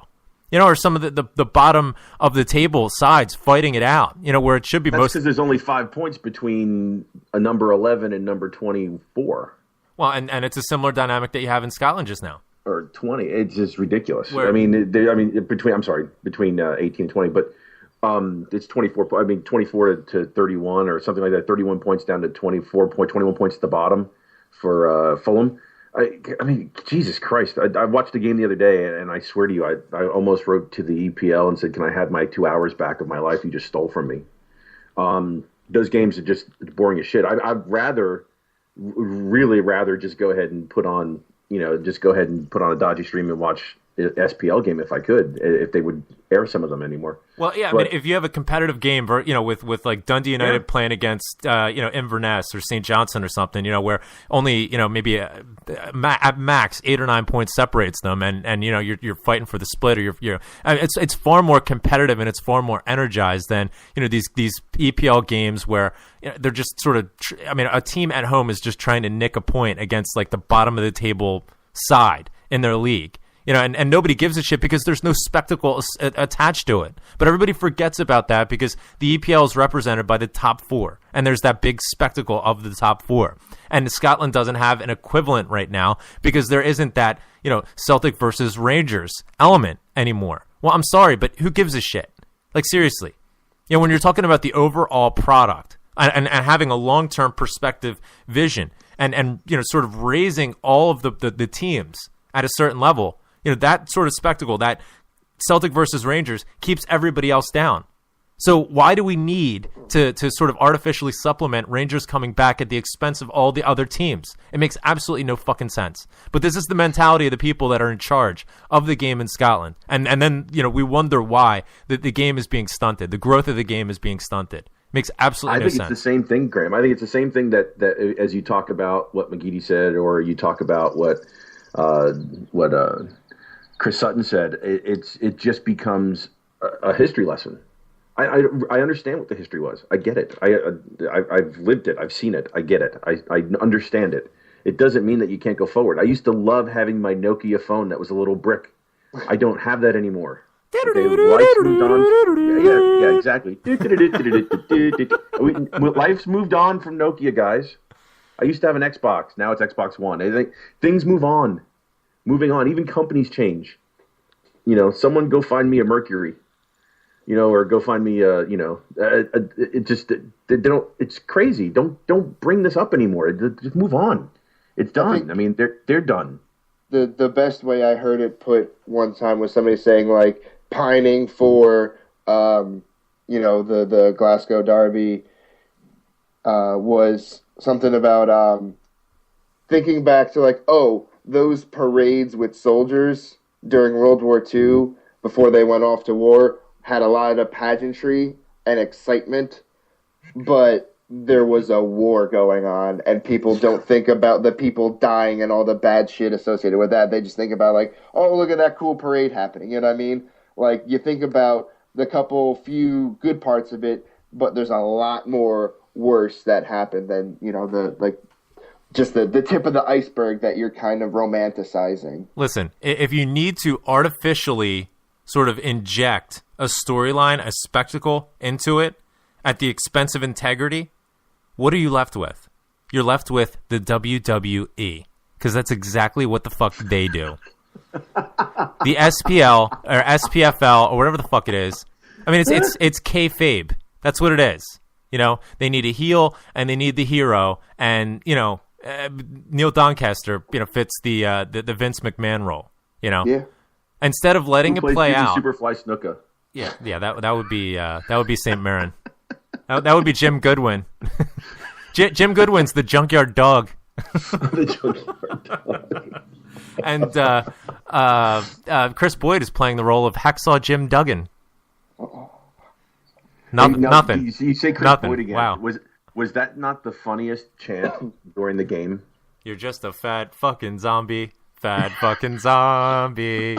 You're just a fat fucking. Oh, it's true. He looks like Alan from The Hangover 2. Yeah. I'm gonna have a heart attack. Oh my god, I'm watching again, going, they didn't just say that. And then on the BT Sport feed, they're like, we have to apologize for the bad language. See, I was getting apologies for Shape to Shoot. That's why Celtic TV is is more family friendly. I guess, I don't know. And now there's rumors that listen, I have some background that you brought up. I believe it was you that tweeted Celtic TV asking when are you guys going to get it in HD. And the problem for this is the feed that they get is not actually in HD. And actually what you're watching on Fox Soccer is not true HD. It's taking an SD feed and sort of injecting it with an HD element, but it's not. They don't have HD cameras in the stadiums in Scotland just yet, so you can't. None of them. How hard can that be? So you don't have a true HD feed. It's sort of an SD that's supplemented. But next season they will be inputting HD cameras in, which will make it so that the internet feed that we'll be getting is going to be in HD quality. That's sort of the background on it when they're saying, well, we might get HD next season, we're working on it or whatever. It's out of that is truly out of Celtic's hands. Don't they have their own feed though? Like, isn't the just going on the picture itself for the game, isn't that different from what's shown on Sky or whatever? No, it's the exact same thing. It's the exact same thing, and you can tell because some games have that score, clock. The scoreboard or the clock up in the upper left. Yeah. That's the exact same that you would get from BT. And other games don't. The Sky ones don't. Yeah. Right. So okay. Celtic Celtic doesn't have their own cameras that they're then exclusively transmitting to Celtic TV. They're taking the television feed. So the broadcaster, taking a white label feed. Exactly. Yeah, they're taking that feed and transmitting it online for their own subscribers.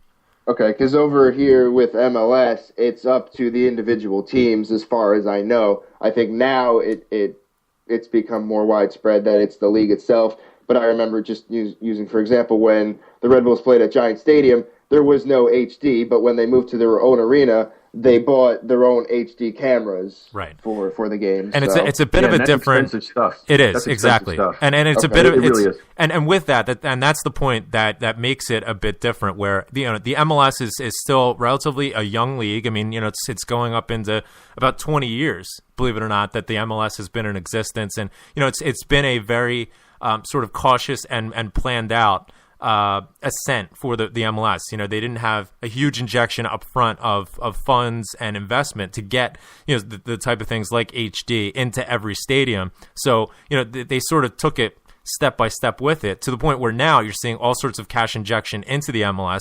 There's all sorts of excitement, and with these expansion teams coming in and having to pay $100 million just to get a seat at the table, now they have all sorts of resources where it's a single entity, so they can spread that money around and make sure that you have a uniform product at every stadium. So that it's something a bit different. And you're right. I mean, the MLS has MLS Live, which they have their own app. You can get it on your computer. So if you don't have in your own Android. Well, yeah, exactly. Yeah, you can get it on a mobile device. And if you're in a market where your favorite team doesn't play in and you're not getting the television feed for it, you can go on your computer, and the pictures is superb from MLS. I mean, it is every bit the HD quality that you'd come to expect. I mean, it's almost on par with Major League Baseball. Where you want to talk about cash injections and everything else. ESPN's free. Watch ESPN app is crystal clear. It's better than my TV at times. Right. Yeah. Right. And they have all sorts of resources that they can put into that, which you would hope that the authorities in Scotland would push for and make happen. You're trying to sell your product, and when other leagues, when you're trying to compete against, say, like an MLS, and they have a far greater quality picture that they can put out for such a young league, and you don't. That's an indictment. That's what I thought, kind of bothered me, because it's like, you like you said, you want to sell your product. If the quality of the team, the players in the league, or at least that's the stigma that there's no quality with the team within the league. You would try to do the fringe stuff around it, the bells and whistles to try to compensate for that and at least make it a little more attractive. If at the end of the day the players aren't good, but you just try to beef up all the other aspects to try to, even if it's, artificially inflated, just make it more attractive and just get more viewers that way. And then that viewership can turn into dollars, some way or another, and then you can translate that onto the fields. At least that's how I think it can work. Absolutely. What's really weird is that there's no HD cameras at their games, which absolutely blows me away. Is in America, are we the only people with HD channels and flat screens? No. I that's what I mean. I've been my buddy Kevin's house. He's got a flat screen and an HD converter box, and he watches his BT and his Skies, everything else. To not have HD cameras there is just really, really odd. Now I understand the costing. I did a video shoot the other day for my products, and we were using they had one of the HD cameras there versus the one we were shooting on. And the one we're shooting on is probably $5,000-$6,000 camera. The HD camera they're shooting on for doing green screen video effects is like a $27,000 camera, and that's just in a studio. So I get the difference, but you gotta be kidding me. I mean, BT also does the EPL games. Mm-hmm. Sky does EPL games. You mean to tell me that they just send the secondhand shit that they used to use in 1997 up to Scotland to shoot video? I mean, and to your point, it all depends on the infrastructure that they have in each individual stadium. If you go to a St. Johnson and they don't have grass, they can't grow grass. It doesn't surprise me now. Okay, you're right. One last thing I want to pick up on is Baram Kayal got a substitution on late on in the game. He's been out for several months. Hashtag weekend at Baram's. Or I saw that the other day. That was funny.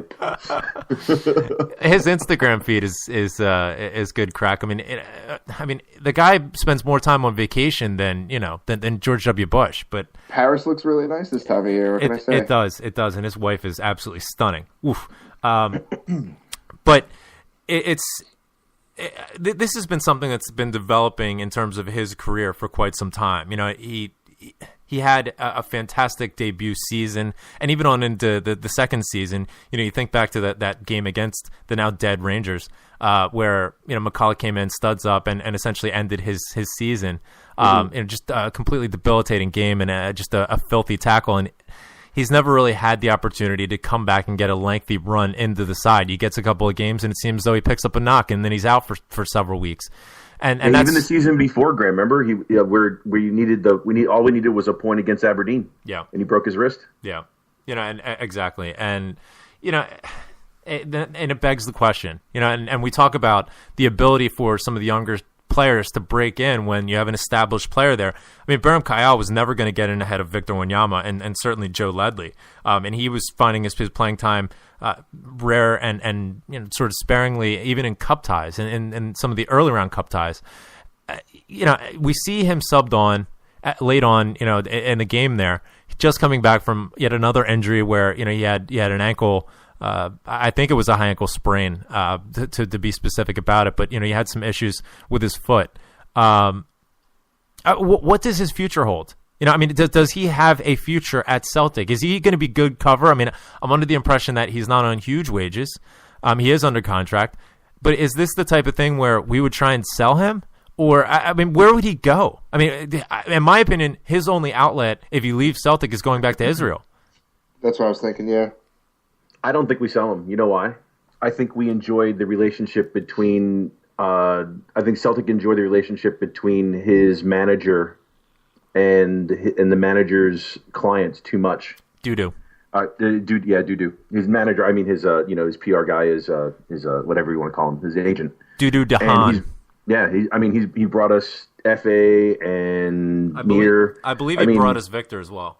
And Victor, yeah. So it wouldn't surprise me if that's a deal where we basically kind of stick with him as long as possible. because we don't want to bite the hand that feeds us to some extent. If you want a midfielder, call 1-900-976. Doo-doo. Hey, listen, before we end, I want to bring up something that I heard the other day, and I wrote notes on this because I wanted to actually talk about it. I don't know if Rev you listen to this show, but it's more about MLS than anything else. It's Miola and Harks on counterattack. Oh on Jesus XM. God, no! Oh my God, it's awful. Now wait, I get it, but here's the thing. The other day, Harks said Miola wasn't on the show that day. It was Harks and Chris Sullivan, which offensive neither one sector. of them actually speak English, which is the funniest shit on the face of the earth. John Harks' faux English accent, in spite of the fact that he grew up like 5 miles from the Rev in North Jersey, is absolutely don't put him absolutely that close to me. pathetic. Don't you dare. Pathetic. He's a North Jersey guy, and he's like, yeah, it's definitely brilliant. The way the players are playing. He has absolutely no idea what the fuck he's talking about. Now, okay, so Go ahead, sorry. this is what he said. This is what he says. This was pretty funny. I don't. Someone had asked him about other leagues and. Oh, please, God, no. Okay. If it isn't about what's going on with Wayne Rooney, it's about what's going on with Ronaldo. And you need to do those two. You need to do a Harks impression, please. Come on, guys. He sounds like Mary Carrillo doing the tennis commentary. Well, I don't think that John Obi Mikel is, I don't think he's got the quality. Anyway. So he talks about he's so frustrating. So someone asked him about other leagues. He goes, "Can you talk about something else or something like that?" And he goes, "Oh, well, the other day I watched some Scottish highlights, and it was some good football, and I thought it was really, really interesting, and everything else." And Chris Sullivan, who's supposed to be a commentator, he goes, "I don't watch very much of anything else besides what I have time for versus Spanish versus English and maybe some Bundesliga." I'm like, why the fuck are you? If that's all you watch, why are you commenting on anything? Just shut up and sit back. Don't say anything. And it was one of those things I don't watch very much. I know Rangers are not there now, and Celtic basically has a free run. And then that went on, and I just sat there just fuming at this because it would be more interesting to talk about a lot more things than just the same shit over and over again. And if I hear Clint Dempsey's name again on this show, I can't listen to it. And then they were both on Friday together, or was it? I think Sullivan. No, Sullivan was with Miola this time. And someone called in and asked, should Celtic be allowed into the English leagues? And Miola, who always says "my Celtic," which I would love to get him on to go ahead and have a conversation with him, see why he calls Celtic "my Celtic." He can't put a sentence together. He basically stumbled over for about 40 seconds, just long enough to press the "get the fuck out of here" button and get to the next caller. It was the most painful. So for I guess North America based fans listening to the show, this is just XM radio, and these guys, Miola was the goalkeeper forever, and the original top notch American goalkeeper, and Harks was sweet ponytail dude. Yeah, he did. But those guys, it amazes me the level of knowledge. If you're asking Harks about his son playing college soccer, okay, fine, he'll talk all day about that.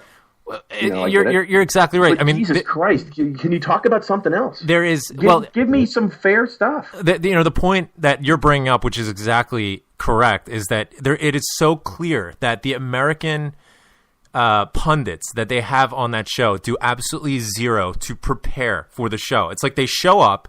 And this is the fault of the broadcasters themselves. They put an onus on, oh, well, they used to play, so we'll have them on because they know what they're talking about. And the players are like, oh, well, they're just having us on because we used to play, so we really don't need to do anything to prepare. And the point that you bring up happens all the time. You talk about Christopher Sullivan talking about yo tambien and offensive sector, even though he grew up in San Francisco. He speaks with a Mexican accent. They show up and they just feel as though they don't need to do any preparation. And the quality sucks. It does. It just sucks. They show up and they talk about the 2 or 3 English games that they saw that particular day, and they're like, yeah, that player's good. Oh, Aiden Hazard, he's really good. Oh, Oscar, he really sets up play nicely. And Torres, he's not quite as good as he used to be. It's like, well, tell me something that I don't know, asshole. Or even better, how about what kills me is what is the ability for people to promote the product they have. If you go look at beIN Sport, I like beIN Sport for one reason. As someone who markets their own product as much as I try to do, and as much as I try and sell myself, as much as I try to do. You mean other than K. Murray's bus line? That's correct. Oof. I know. Go anyway, ahead. So what happens is this. What happens is when you watch beIN here in America and you get their locker room show or their highlights package, it is specifically championship in England, Spain, and Italy. Yeah, but exactly. But that's because those are the only leagues that they have the rights to. They're not going to talk about it. They're not going to talk about a league that they don't have the rights to, and that's that corporate broadcasting mindset. I think that's great. Why does ESPN spend all this time covering shit when they don't have a league? They spend zero time on anything else. I mean, they have the ESPN FC show, which is another bunch of boring shit. Craig Burley. And that. Oh God! I mean, and this is what kills me. Toothless degenerate. I had a Twitter conversation with Burley the other day about how I'd love to hear what his comments are about Celtics spending, not spending, what's going on, because he always talks shit about what's going on in England. He goes, "Oh, it isn't worth the grief," and then he says something totally fucking asinine about what's going on in England, and he gets grief anyway. Dude, that's what Twitter is. That's what Twitter is. By the way, speaking of Twitter and speaking of idiots, where's our buddy from fucking Arizona who talked all kinds of shit and wanted to smack you in the face? Yeah. Anyway, but you see what I mean? If you're going to be in business to promote yourself. Fox Sports and Fox Soccer tweets out all the time shit about a league they don't fucking own. Well, listen, I don't care whether they never say anything about what's going on in Scotland. It amazes me how the people, going back to the spiffle people, if you have a product and you're negotiating with these people to show your product, at least have the fucking balls to tell Fox Soccer Plus, if you're going to say the word Kilmarnock, say Kilmarnock, not Kilmarnock. Come on. Hibernian. Yeah, come on, please, fucking promote your product. Don't fucking worry about Rangers. Eventually, something will happen with them. Whatever it is, it happens. Whatever it is. But at least promote what you have. Dance with the fucking bitch you brought. Don't. Oh. Anyway, never mind. Yeah, dance with the bitch that you brought. Dance with the bitch that you brought. Don't give me this shit about, because all the time Fox Soccer tweets out whatever about English games. You don't own English soccer anymore. I don't mind whether or not they own it, but if you're going to talk about it, know what you're talking about and educate people. If you're ESPN FC, they talk about a lot of leagues. You're right, and they don't have the rights to any of the games. I think they're basically sticking in with it because they have the rights to some of the national team games, and coming up into the World Cup and everything, they want to keep their visibility high for that. But when you bring out like Shaka Haslap and Shaka Khan and Craig Burley, he's got no teeth in the front of his head, and he just spouts utter, just boundless nonsense constantly. It does the whole thing a disservice. You're right. It's clear that there is a minimal amount of preparation. In my opinion, though, I agree with you. beIN Sport, I think, is fantastic. I think that their analysis is quite good. The analysts that they have, Ian Joy and Ray, I love Ray Hudson. I know that he's sort of like Marmite, and a lot of people don't like him. I love him. I love the way that he presents the game, and he knows what he's talking about. He does come off. Oh, he's off like a prom dress. Magisterial. Oh, Messi, if I was there, I'd be on my knees licking your balls. Twinkle toes and Xavi with the chameleon eyes. I love the enthusiasm that he brings. He knows what he's talking about. But the panel that they have, K. Murray is something to look at. By the way, never a thing to scoff at. Terry Lee, not bad on the eyes either. Certainly, thank God for HD again. I can count the number of speckles in her iris. Certainly much better than Craig Burley, but at least they bring some level of analysis. At ESPN FC, I will give credit. They have Gab Marcadi on, who I have a lot of time for. and he knows his stuff, and he has an American accent from the time that he spent at the University of Pennsylvania, and he's an Eagles fan. Good for you, Gab. I mean it. I love a bit of Gab Marcotti.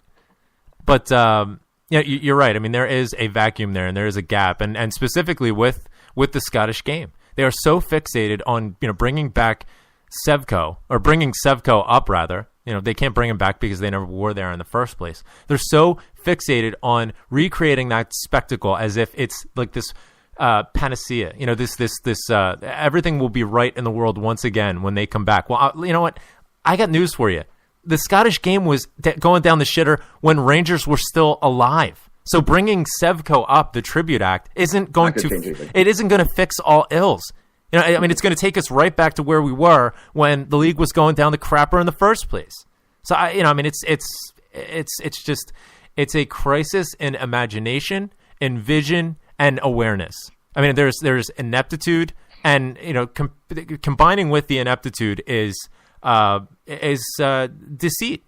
It's deceitful. What they're doing, trying to sell everybody a bill of goods as if Sevco is Rangers and they should be back in the top league. It's WWE. That's it. It's kayfabe. It's crazy. Even the Fox Soccer Daily Show. Jesus Christ! I mean, they killed. I mean, if Warren Barton, I don't mind him too much. He is. I don't mind him too much. He's a cliche man. Yeah, the player's got a lot of pace, a lot of quality, a lot of ability. Them's that track forwards, needs to track back. I mean, that's all you got. But who's and Brian McBride? He takes up space. Lightweight. Yeah. And who's the striker guy from what's his name? Eric Winalda, who's trying he's trying to be Charles Barkley. He says the word "I" more than an optometrist. It is amazing how often he's like, well, when I did this and when I do this. Well, and that gets back to my point. They bring in former players and they're like, oh, well, they'll know what they're talking about because they played the game. Well, they don't. They're blowhards, who basically feel as though they have it coming and they do zero to prepare. I mean, it's clear. But even still, there's zero analysis going on. They'll talk at halftime of games, and they have absolutely no idea what the hell they're even talking about. Yes, it's a marketing opportunity, but you know what? It's missed. I didn't win the Mega Millions. Owns one league. They have one league, and they own Champions League. And what do they talk about? Shit they don't fucking own. They promote things they don't own. Dr. J, I didn't win the Mega Millions, so I can't buy one of these networks. But if I could, and I did, I would fix it. Trust me. We would have $1 billion bracket challenge. 24 hours of this nonsense constantly. And we'd be on video so everybody could see Rev's beautiful bald head. Self-medicating. Yeah, where did Rev go? I'm still here.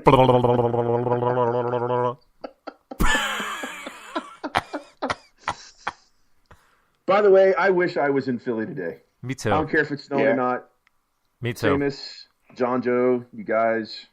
Definitely. Sean, Yomp, I wish I was there. Me too. All the best to them. I wish I could as well. I have some personal things that I'm trying to deal with, and I just want to thank again for everybody who's reached out on Twitter with kind words and messages of support, and you guys have been phenomenal as well. I really appreciate it. A couple of years ago, I had a close family member dealing with some health issues, and unfortunately, it seems as though they've resurfaced. And we're going to do the treatment, and we're going to get through this. And it's a trying time, for a lot of different reasons. But the amount of support that I got was truly moving. Not surprising. I mean, I've been involved with sort of the Celtic community for long enough to know what we're all about. But be that as it may, I never take it for granted, and I'm always moved by it. So I just genuinely really, really appreciate it. And I love you all.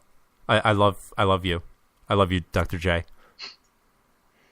Aww. I love you, Rev. I'm the club, big guy.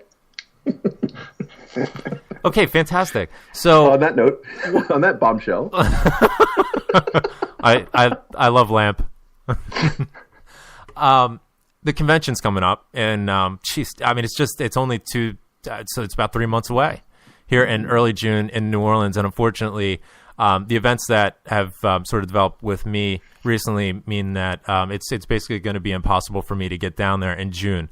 unfortunately, and it was something that I was holding out hope and I was really going to try and make happen. But it's worth a mention to get more information on the convention, because it sounds like it is going to be amazing. I mean, obviously, New Orleans is an incredible city, and if you have the means, and if you're interested in attending a convention, even for those who have been to the typical convention in Vegas, you're definitely going to want to check this out in New Orleans. They have some amazing excursions planned for that week. There's so much to get out and see in New Orleans there.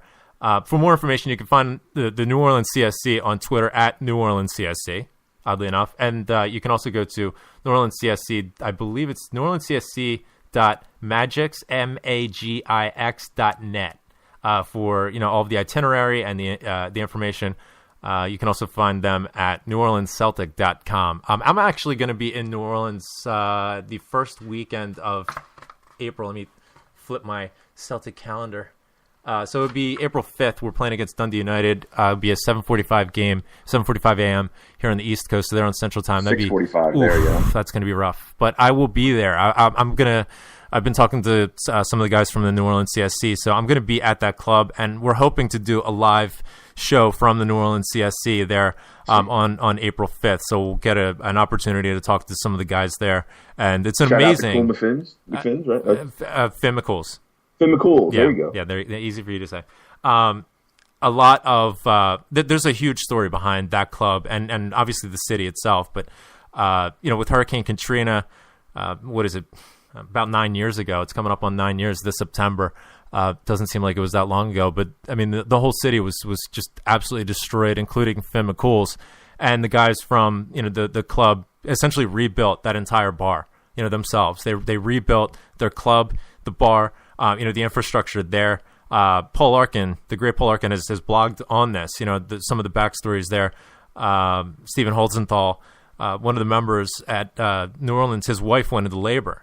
I guess it was a couple of days after Katrina hit, and I mean, you want to talk about stressful time. I mean, your whole world is just flipped upside down, and then you have a newborn, or your wife is going into labor during that time. It's an amazing series of events that happen. So I want to get down there and hopefully get the opportunity to talk to them and hear their story and get that out there, because it's just it's an amazing one. But again, the convention coming up, it's the first week of June in New Orleans. Check them out at neworleansceltic.com.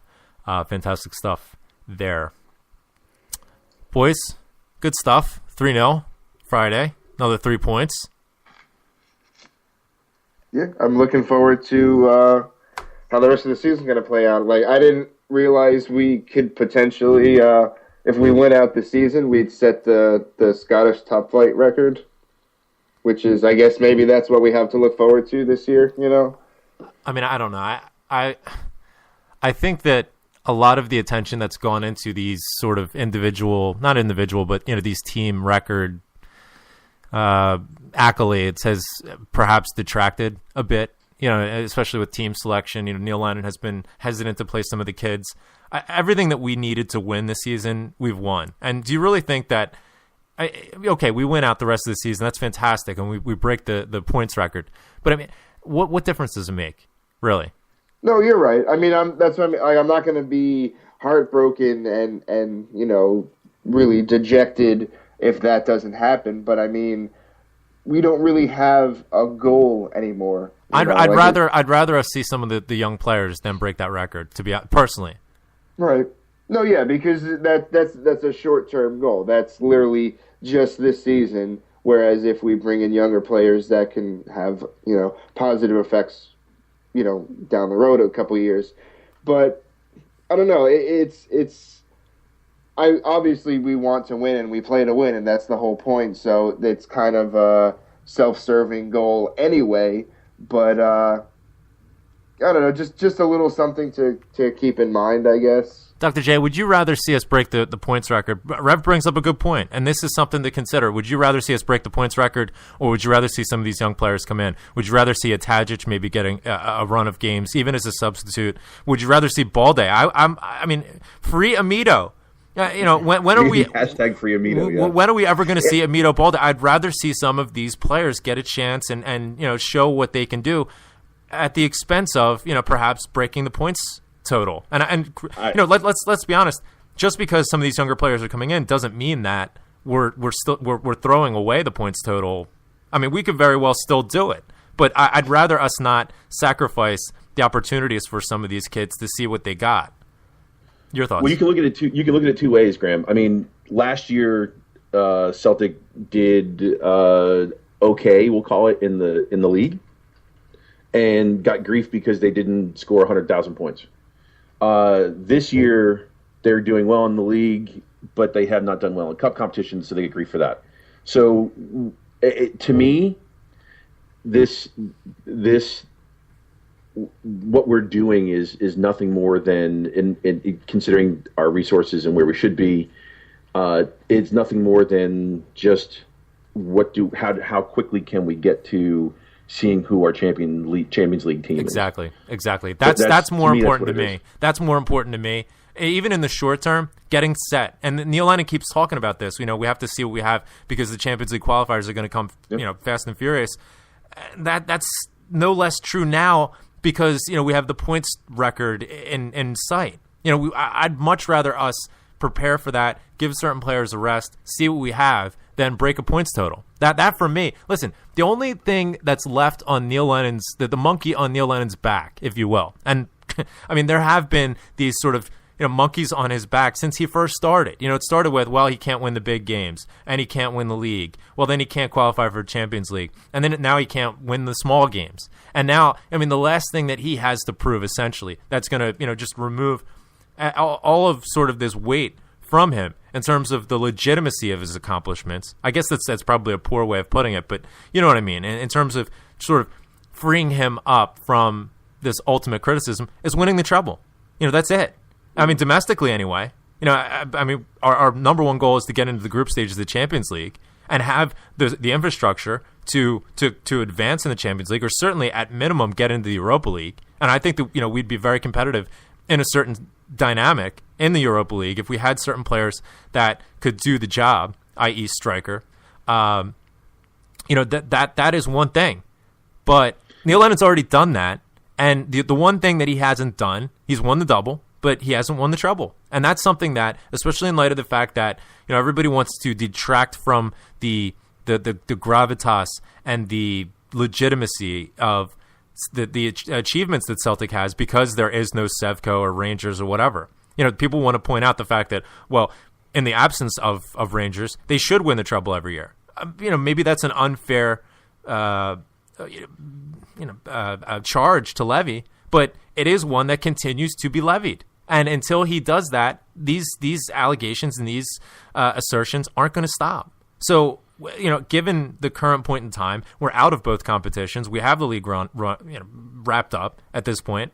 Let's focus on the Champions League and let's focus on getting something set for next season. These younger players need the time to build their confidence, to build their composure, because we're going to need squad rotation next season. I think that was a key component that was missing this season and a big reason why we faltered in these cup competitions. Obviously, the League Cup, the defeat against Morton, we lost the spine of our team. That can be explained away. And it seems as though Neil Lennon doesn't give much credence or priority to the League Cup specifically. He sort of refers to it as one of these things that's nice to win, but not necessarily mandatory. I would start to maybe disagree with that. I think a trophy is a trophy, silverware is silverware, and we can't detract from a loss to Morton because it's not, just by saying it's not a priority for us. Every game has to be a priority for us. Every trophy has to be a priority for us. So like I said, I think some of these younger players are going to have to be an integral part of that. If Lee Griffiths can continue to get bedded in and continue to grow in confidence and sort of exert some sort of leadership by the way he plays, that's only going to be a good thing. If Liam Henderson comes in and he's fighting for a starting place based on his own merits, that's a good thing. And that's what we have right now. This is our preseason, essentially, in a lot of ways. That's where my priority would be, and that's where my interest is at this point. So let me ask you this. So let me ask you, where do you take someone and say, okay, you go on vacation for 2-3 weeks, because you're not going to be able to do that. Izzy's not going to go. Izzy's not going to go World where? Cup he's got to deal with, right? So Izzy's going to want to play. Yeah. FA's going to want to play. If anybody needs a break, this guy Ambrose has played. He's played every game, every day. He probably plays on his day off in the park with other kids. You know what I mean? Just to go play. I mean, the guy he literally is a machine. He's the anti-Tony Watt. Yeah, and Van Dijk isn't going to take a break. No, he has some point to prove. Yeah, but here's the thing. I would probably take the opposite of what you're throwing out there, and I see where you're coming from with it. I see your logic, but these players, Gary, if you give him 2 or 3 weeks off, or a month off, even, if you give him off from, say, I don't know, the month. Let's just say arbitrarily the month of April. You give and just let him go practice crosses. Exactly. Yeah, exactly. Very, very nice. Someone said what does he practice crosses using balloons? Yeah, I came up with a new song for Izzy. Take me up, up, up and away, where Izzy's crosses seem to go. Oh, I love Izzy. I do, Emilio. Wherever he goes, he fears no foe. I would say any of the World Cup players get the month of April off. Because in that situation, you got Ambrose going to the World Cup. You got Van Dijk, probably. I would think he's in with a shout to go to the World Cup. Even though he was omitted in some of these games for the Netherlands in the spring, that doesn't necessarily mean he's not going to be on the plane. I would give Van Dijk the month of April off. He's done enough. And quite frankly, so have we. I would give... obviously, Lustig is coming back from an injury. He's not going to the World Cup, so maybe give him an opportunity to come back. Get his form back. You don't want a cold Lustig going right into the side in July against whoever we're going to be going up against. So that might be an opportunity to bring Lustig in. Obviously, Johansson is just sort of finding his bearings. These are the type of opportunities. Look at the people who are going to the World Cup and give them a rest. I don't know if you necessarily need or want to give Forster a rest. I mean, he doesn't have anything to do anyway. I mean, maybe get him a new chair to sit in front of the goal or something. I don't know. Izagari, I would give, he's going to the World Cup. So Izagari, the two center halves, I would probably give, the month off. Mulgrew looked, with a couple of exceptions, I think he looked, he did a pretty tidy job in the back there. Personally, I think that's his best position. And with the depth that we have at central midfield just now, I think we can afford to drop him back and give some of these younger players a rest. I'd probably give. I don't know what was up with Charlie on Friday. He actually pushed the ball forward. Yeah. Did you notice that? He actually picked his head up and went with that one time that you tweeted out that fat fucking zombie, he made him his bitch. He actually, if you watch the rest of that play, he turned him, left him there for dead. They planted a headstone, and he took off. He literally ran all the way, probably past midfield with the ball. It actually had his head up, going, like, pushing the play forward. I was like, who is this guy? Exactly. And that must be an absolute nightmare for, the opposing strikers and sort of advancing midfielders. Like, who's got him? I mean, if you're playing with one up top and one of the center halves comes back, well, that drags the striker completely out of position. And then Chris Boyd's fat ass needs to run 40 yards back up the park to get himself back into position. I think that's an exceptional ability that we have, not just with Mulgrew, but Ambrose does it, although he sometimes gives me kittens when he does it. And Van Dijk is exceptionally good with the ball at his feet as well. I those thought chili pies must be awesome. Yes, they're going straight they're going straight to Chris Boyd's fat ass. I would start giving the players that are going to the World Cup a rest, and I would probably give Scott Brown a rest. You saw him come up lame a couple of times playing against Kilmarnock. He has nothing left to prove, and he's advancing in his career. We are going to need to preserve him. You can say what you want about Scott Brown. I thought he had an exceptional game, in spite of the fact that he was limping at one time or another on Friday night. I think that he had an exceptional game, and the utility that Scott Brown has, it's this perennial sort of debate and question that a lot of people have. What does Scott Brown bring? I think Scott Brown is the player that Neil Lennon feels comfortable with. It's almost like it's his kernel, out on the park. And if there's ever any dissension, any possibility of dissension within the ranks, within the players about what Lenny wants to do tactically formationally, in terms of where players need to be, or at any level, Scott Brown is going to sort that out. It's similar to like when Redknapp brought in, he wanted Scotty Parker. And everybody's like, why the fuck would he want Scotty Parker? It's the player that is going to be loyal to him and, is going to, keep everybody on message and on side. That's the utility that Scott Brown has in addition to what he brings on the park. But at this point in the season, we've done everything that we possibly can now. Everything that we had left to fight for essentially is finished. So give him a rest, preserve him, because we're going to need him next season. And, give some of these young kids and some of the players that we bought in January an opportunity to shine. I think you've got I think in the squad that you have, considering the U20s and their run of the last 25 years as winning their league with the U21 last year, U20 this year, you gotta believe that they have the ability to still get points in the SPFL. No question about it. Absolutely. So I don't buy it. I'm worried about the points thing. I mean, if you're blowing people out 6, 7, 8, 5, 3, nothing. Some games, yes, scraping by 1-2-0, but even still, I mean, you got to think, that he could bring in 2 or 3 kids and do that. Now, granted, we thought we could do that with Morton, but there was something odd about that game, and sometimes it isn't meant to be, because I know I'm part of the brigade that believes we don't have a divine right to win every game, and sometimes bad things happen to good people. So, as far as how I see it, I think they have. They have quality going that far deep into the side and into the squad going down. So I think they could. Why couldn't they? Why couldn't they bring in 2-3 kids and let them play? Listen, or let Boerick to go ahead and finally just blow out his back, and that way he can retire, or whatever it is that he needs to do. Take it easy, Little John. When he needs to do, let's do it. No, take it easy. Shout out to my boy Yampy, because I know Yampy would probably cheer. I'm sensing a lot of Frank Underwood in that, so. Let's put him out there. Oof, Robin Wright. Oof. Mm. I know. Jed Nay. Oh God. Guys, thank you so much for joining me today. This has been exceptional. I think that it's the type of thing where I listen. If I'm Neil Lennon, and granted, there's all sorts of politics involved with this.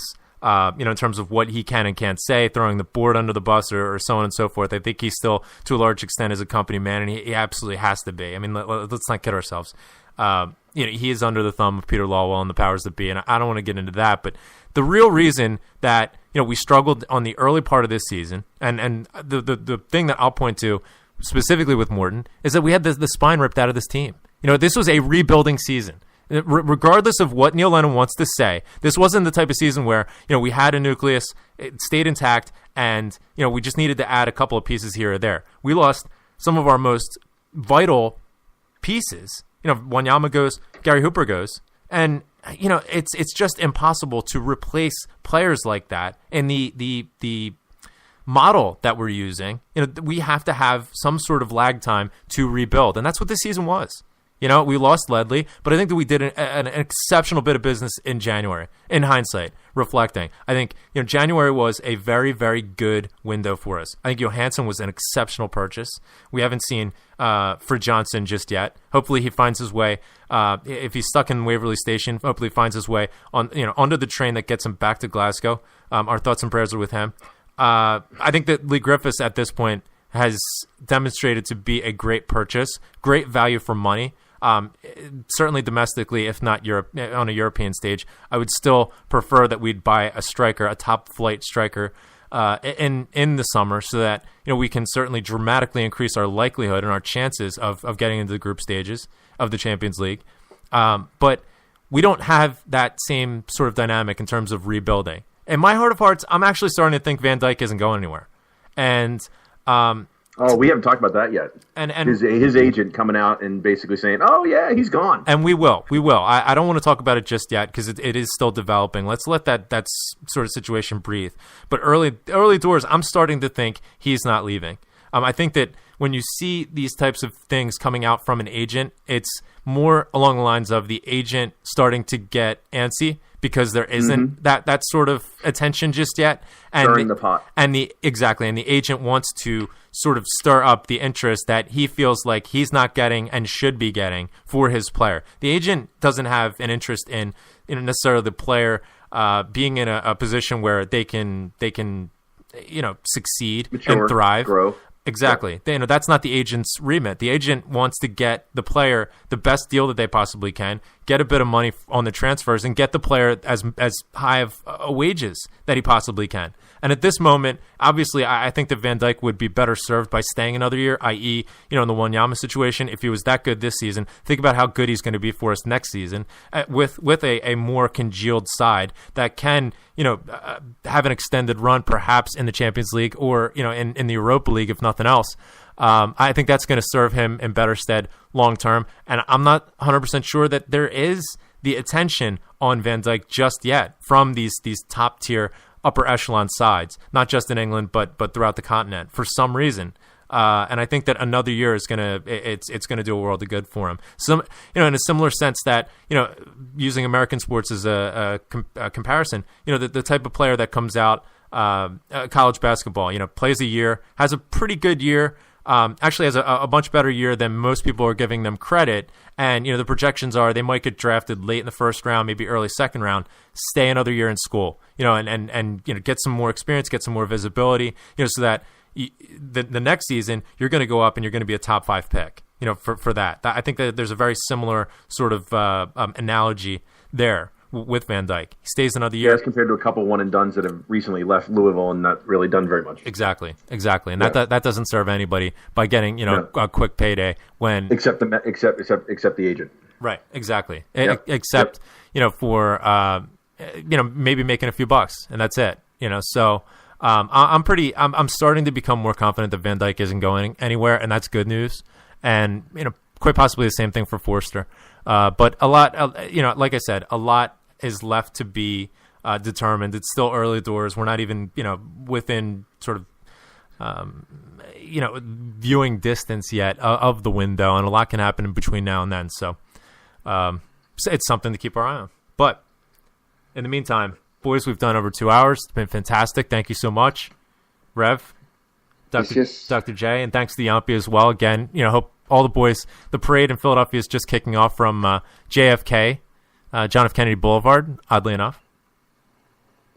Welcome to the St. Patrick's Day Parade. We're kicking off from right here. Seamus has a beautiful bald head. Thank you. Oh, John Joe will be pouring the most perfect Guinness in about 4 hours. Yeah, absolutely. He certainly for the next 12 hours. Keep Sean Brennan away from the Bugfest. I know. Exactly. Or else you end up with pictures. Yes. All right, boys. Thanks so much. And thank you again to the listeners. Stay tuned. More excitement coming. We have St. Marin next weekend, so hopefully we'll be live for that as well. Dr. J, enjoy the birds and the lovely weather. It's starting to rain, but we'll find some Guinness for today. Fantastic. It'll make it sunny. Fantastic. So for Yampi and Dr. J, I'm Graham Wilson. Rev, say goodbye. Cheers, guys. And cheers to you as well. Taking us out, as always, is Shane McGowan. Pogues. Hail, and keep the faith. Shapes to shoot.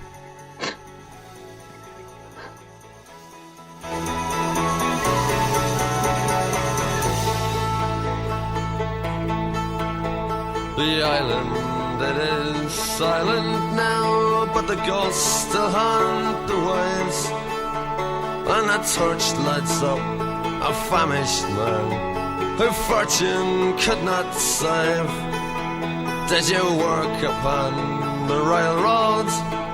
Did you ride the streets of crime? Were your dollars from the White House? Were they from the 5 and dime? Did the old songs start to cheer you? And did they still make you cry? Did you count the months and years? Or did your teardrops quickly dry? I know the things was not to be on a copping ship. I came here and I never even got so far that they could change my name.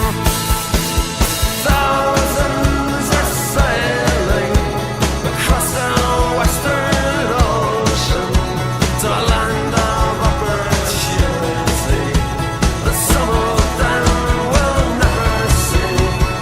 Fortune prevailing across the western ocean, their bellies full, their spirits free. They'll break the chains of poverty and they'll dance.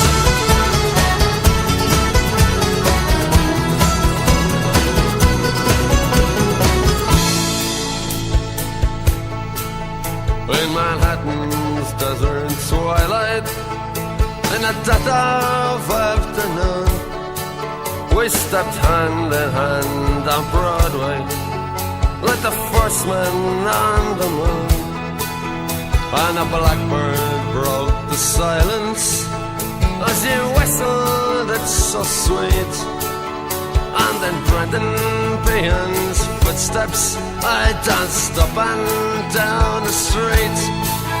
And we said goodnight to Broadway, giving it our best regards.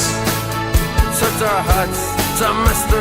Cohen, dear old Times Square's favorite bird. Then we raised a glass to JFK and a dozen more besides. When I got back